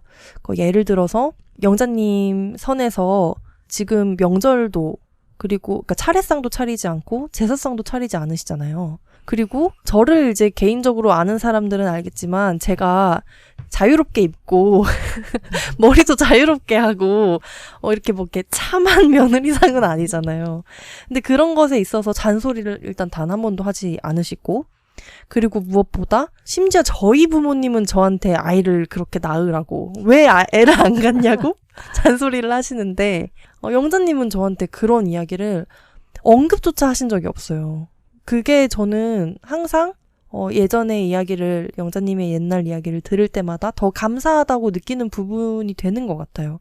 근데 저는 이게 의식 없이 가능한 일은 아니라고 생각하거든요. 영자님이 저에게 뭐 설명을 해주신 적은 없지만 어떤 생각이 있으셨기 때문에 가능한 일이라고 생각해서 뭔가 그 뒷이야기가 있거나 이미 뭔가 먼저 하신 생각이 있다면 좀 나눠주시면 좋을 것 같아요. 소신님을 처음 만났을 때 그러니까 강단님이 나의 여자친구다라고 이렇게 손잡고 와서 네. 그 인사를 나눴을 때 그때 너무 마음이 기뻤어요.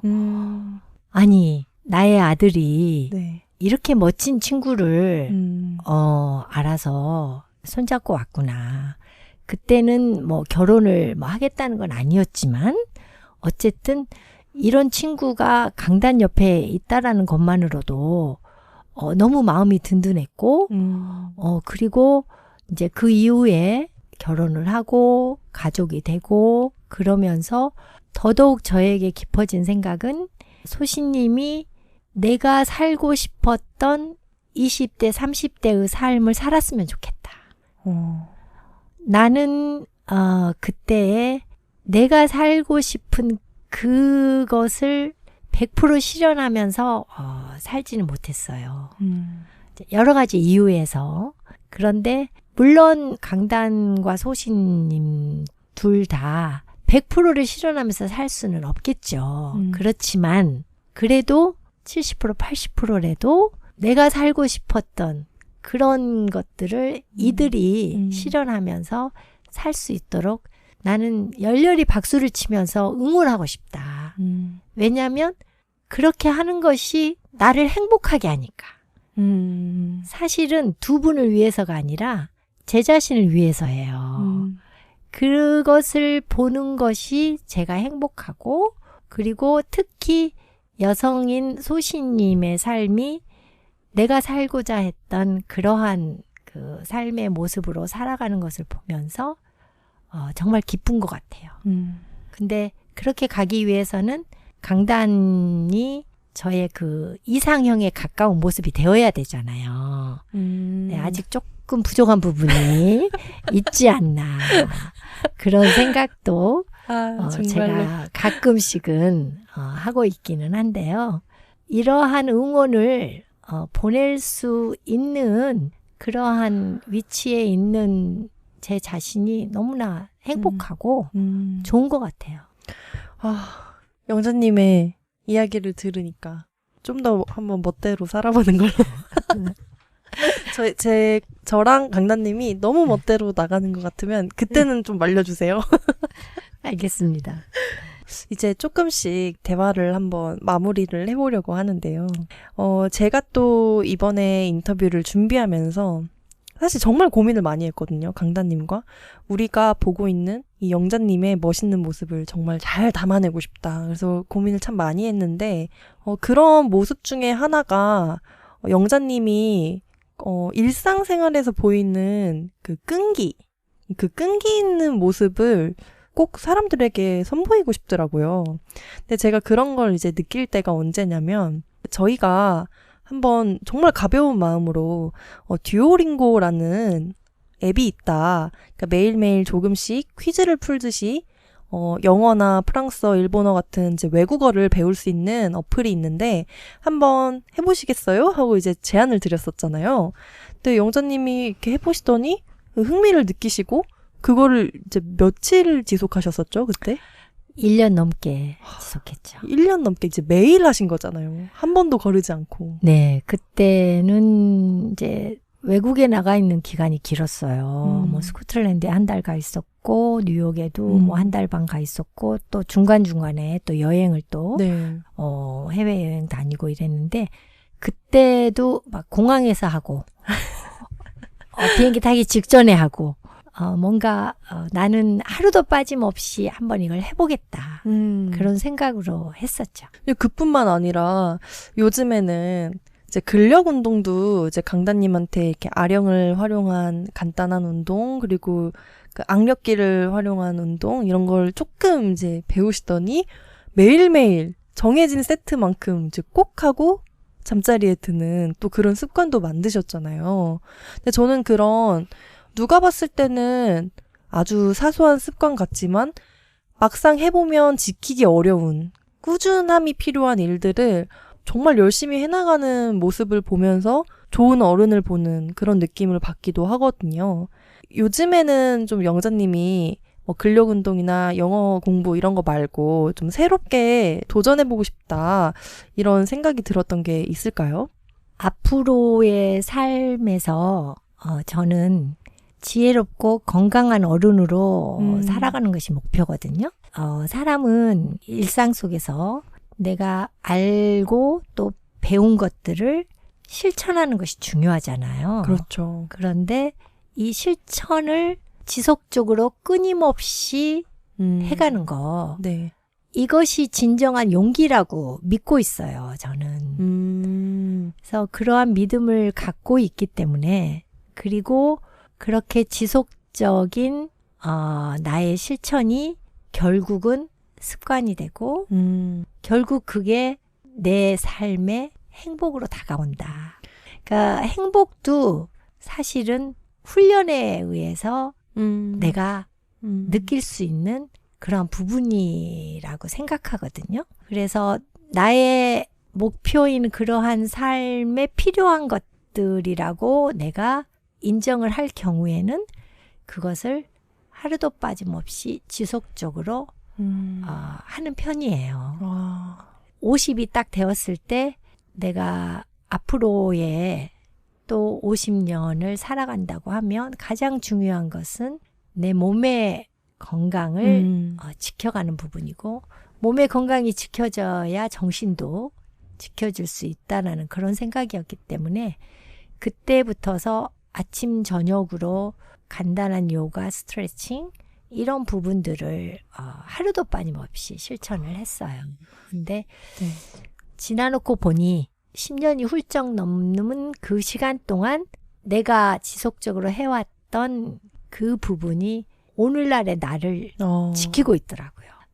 뭐가 되어도 좋은 것 같아요. 그건 정답이 없어요. 나에게 뭐가 필요한지 이것은 내 자신이 가장 잘 알 수 있는 부분이기 때문에 그래서 그런 것들이 판단이 서면 그걸 오랜 시간 지속적으로 해보는 것을 저는 권하고 싶어요. 그리고 요즘에는 잠들기 전에 꼭 시를 한 편 이상 감상하면서 제 자신의 하루를 또 되돌아보기도 하고 그리고 내가 시를 쓰는 것보다 중요한 것은 지금 내 곁에 나와 있는 이러한 시들을 내가 함께 하면서 그곳에서 내가 느낄 수 있는 것들을 다양하게 느껴보는 거다라는 그런 생각이 들어서 시와 함께 하는 시간을 좀 갖고 있고요. 또 10년 다이어리를 쓰고 있어요. 10년 다이어리? 네. 그 다이어리를 다 쓰면 10년치가 되는 그런 다이어리인가요? 네네네. 그래서 1월 1일이 10칸이 있는 거죠. 아, 네. 네. 그래서 쭉 지금은 이제 올해 시작했기 때문에 한 칸씩 지금 채워가고 있는 거죠. 네. 그래서 10년이 지나면 이제 내가 10년 동안 지내왔던 부분들에 대한 그냥 간단한 기록이 될 수 있는 네, 그런 것들을 하고 있고 그리고 요즘에는 그 생명체들을 바라보면서 느껴지는 감흥이 더 커져가는 것 같아요. 그래서 특히 최근에 집 앞에 너무나도 예쁜 정원을 초록 정원사라고 하더라고요. 전주시에서 교육받은 그분들이 정말 수십 종의 식물들을 심으셨어요. 그래서 그 식물들이 잘 자라날 수 있도록 날마다 가서 제가 바라보고 응원해주고 고맙다고 이야기해주고 하는 과정 속에서 정말 제가 많은 행복감을 느낄 수 있을 것 같아요. 그 행복에도 뭔가 시간을 들여서 만드는 습관이나 혹은 연습이 필요하다는 이야기가 정말 개인적으로 너무 와닿는 게 막 대단한 막 돈을 막 써서 어디 여행을 훌쩍 다녀온다거나 나 자신에게 어떤 비싼 선물을 주는 것보다 영자님이 방금 이야기하신 것처럼 내가 매일 조금씩 시간을 들여서 쓴 일기가 10년치가 쌓이고 내가 매일 잠들기 전에 읽은 시 한 편이 1년이 지났을 때 300개가 넘게 쌓이고 그리고 내가 매일 마음을 주면서 지켜본 꽃들이 잘 자라는 걸 지켜보고 사실 그런 게 훨씬 더 정말 저에게도 행복감을 많이 줄 것 같거든요. 그래서 나한테도 어떤 습관이나 노력이 있으면 좀 더 행복한 사람이 될 수 있을까 좀 생각해 보게 되는 것 같아요. 대화 정말 마무리하면서 오늘 영자님 이렇게 긴 시간 저와 함께 대화 나누면서 어떠셨는지도 궁금하고요. 그리고 이 방송 들어주실 강소파 친구분들께 또 마지막으로 들려주고 싶은 얘기 있으면 함께 나눠주셔도 좋을 것 같아요. 오늘 그 소신님하고 이렇게 이야기를 나누면서 물론 그동안에도 우리가 그 친한 사이였지만 네. 훨씬 더 가까워진 그런 느낌이랄까? 그래서 너무 저도 그래요. 그래서 너무 좋고요. 그리고 이렇게 녹음을 하기 전에 보내준 그 질문지를 보고 지난 60여 년 동안의 그 나의 삶을 찬찬히 되돌아볼 수 있었던 그 시간이 너무나도 의미가 있었던 것 같아요. 그래서 그 시간 속에서 그동안 잊고 지냈던 나의 모습을 다시금 떠올릴 수 있었고 그리고 그래 이거였지 하고 긍정적인 그런 마음으로 바라볼 수 있는 또 계기가 되었고 그래서 이렇게 강소팟에 부족한 저를 아휴. 이렇게 함께 할 수 있게 해주셔서 감사한 마음이 너무 크고요. 이 강소팟을 출퇴근길이나 뭐 휴일날 집에서 쉬면서 아니면 뭐 집안일을 하면서 이렇게 함께 듣고 있는 우리 강소팟 친구들에게 하루에 한 번 이상씩은 좀 하늘을 바라볼 수 있으면 좋겠다. 나를 좀 다독여주고 이런 시간이 필요하다는 것을 늘 생각하며 지내면 좋겠다라는 그런 그 마음이에요. 강소팟 친구들 그 몸과 마음의 건강함을 짙어가는 녹음처럼 늘 유지하기를 바라겠습니다. 고맙습니다. 제가 생각해보니까 말씀을 안 드린 것 같은데, 오늘 영자님을 모신 이 방송이 이제 가정의 달 특집 방송이에요. 그리고 저희가 특집 방송이 처음이에요. 이렇게. 그런가요? 네. 어떤 의미를 부여하면서 누군가를 모셔서 이야기를 나누는 게 처음이에요. 그래서 저희 강소팟에도 이렇게 뜻깊은 에피소드인 만큼 함께 해주셔서 너무너무 감사합니다. 고맙습니다. 네, 저희는 또 이 녹음 끝나면 밥 먹으면서 못다한 얘기 나누겠습니다. 네.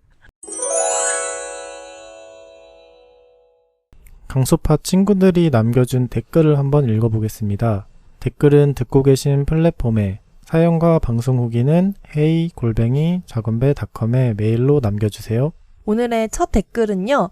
강소팟 19화 영어에 대한 강단과 소신편에 유화랄라님이 남겨주신 댓글입니다. 댓글이 이게 연달아 2개인데요. 한 분이 남겨주신 거라서 제가 한 번에 읽어볼게요. 연관 동영상으로 떠서 일하면서 처음 들어봤는데 너무 재밌네요. 두 분 목소리도 너무 좋네요. 천천히 하나씩 들어볼게요. 라고 하시고 이제 듣다가 생각나는 이야기를 추가로 남겨주셨어요. 영어 유치원과 다른 한국어 유치원은 일반 유치원, 줄여서 1U라고 해요. 저 또한 유치원생을 둔 엄마로서 말씀하신 것처럼 유학과 같이 영유를 다니지 못해서 1U를 다니는 듯한 사회적 인식을 느끼기도 합니다. 함께 생각해 볼 만한 이야기를 나눠주셔서 정말 감사드려요. 라고 남겨주셨어요. 제가 그때 녹음을 하면서 영어 유치원이 아닌 유치원은 그냥 유치원인가? 이런 이야기를 했었는데 아마 그 부분을 이제 들으시고 저희에게 정확한 정보를 알려주신 것 같아요. 근데 정말 사실 그냥 유치원과 비슷하게 일반 유치원이라고 부른다는 게 좀 신기하네요. 저희가 영어 유치원에 대해서 이야기를 할 때 조금 조심스러웠던 부분도 있었거든요. 맞아요. 네, 정보를 찾아봐도 좀 유추만 할 수 있는 그런 부분들도 있었어서 근데 유아랄라님이 듣고 공감해 주시니까 너무 안도가 되면서 감사하네요. 사실 저희는 이제 저희 두 사람이 아는 이야기를 할 수 있을 뿐이니까 이렇게 들어주시는 분들이 본인의 의견 혹은 더 많은 정보를 이렇게 댓글로 저희와 함께 나눠주시면 저희가 나중에 또 방송에서 이렇게 다른 분들께도 함께 공유 드릴 수 있어서 방송이 좀 더 풍부해지는 그런 느낌이 들거든요. 그래서 너무너무 감사드립니다. 감사합니다.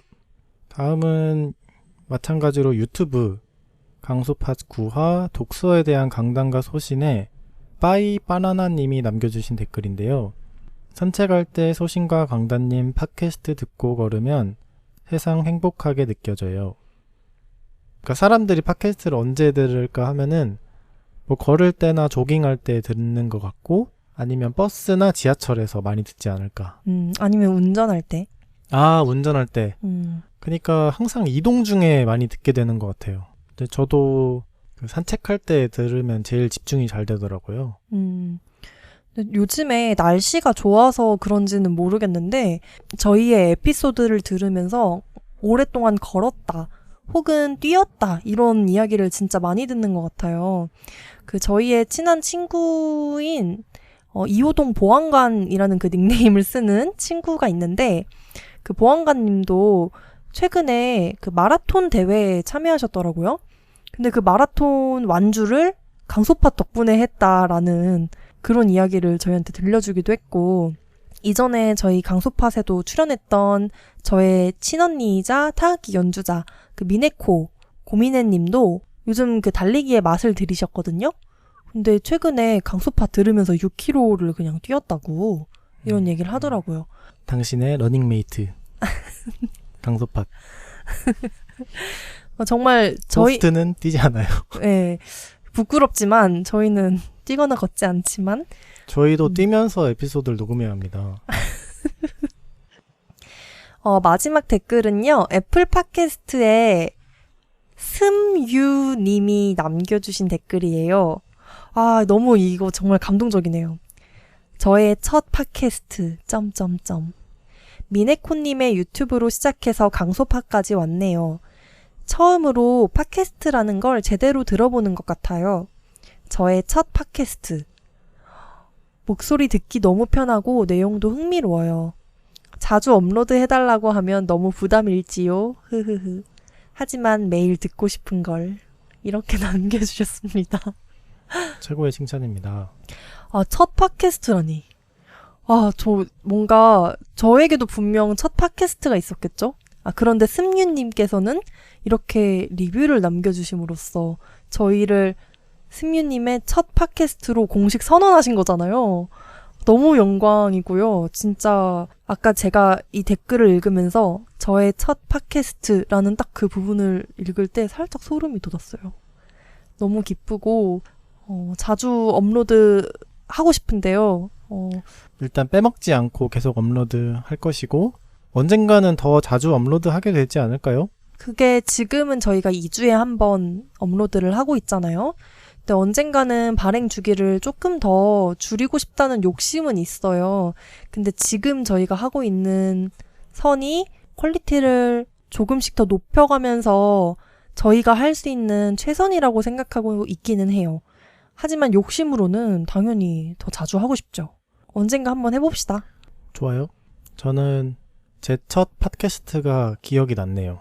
뭔데요? 컬투쇼 하이라이트. 아... 그냥 하이라이트가 아니라 루돌프 하이라이트라고 있었는데 루돌프라는 닉네임을 쓰시는 분인데 그분이 컬투쇼 하이라이트계의 굉장한 슈퍼스타였습니다. 아, 그렇구나. 그래서 루돌프 하이라이트라고 해서 항상 올렸었는데 제가 그거를 들으며 유학생활의 외로움을 달랬던 기억이 나네요. 좋은 정보 감사합니다. 루돌프님 감사합니다.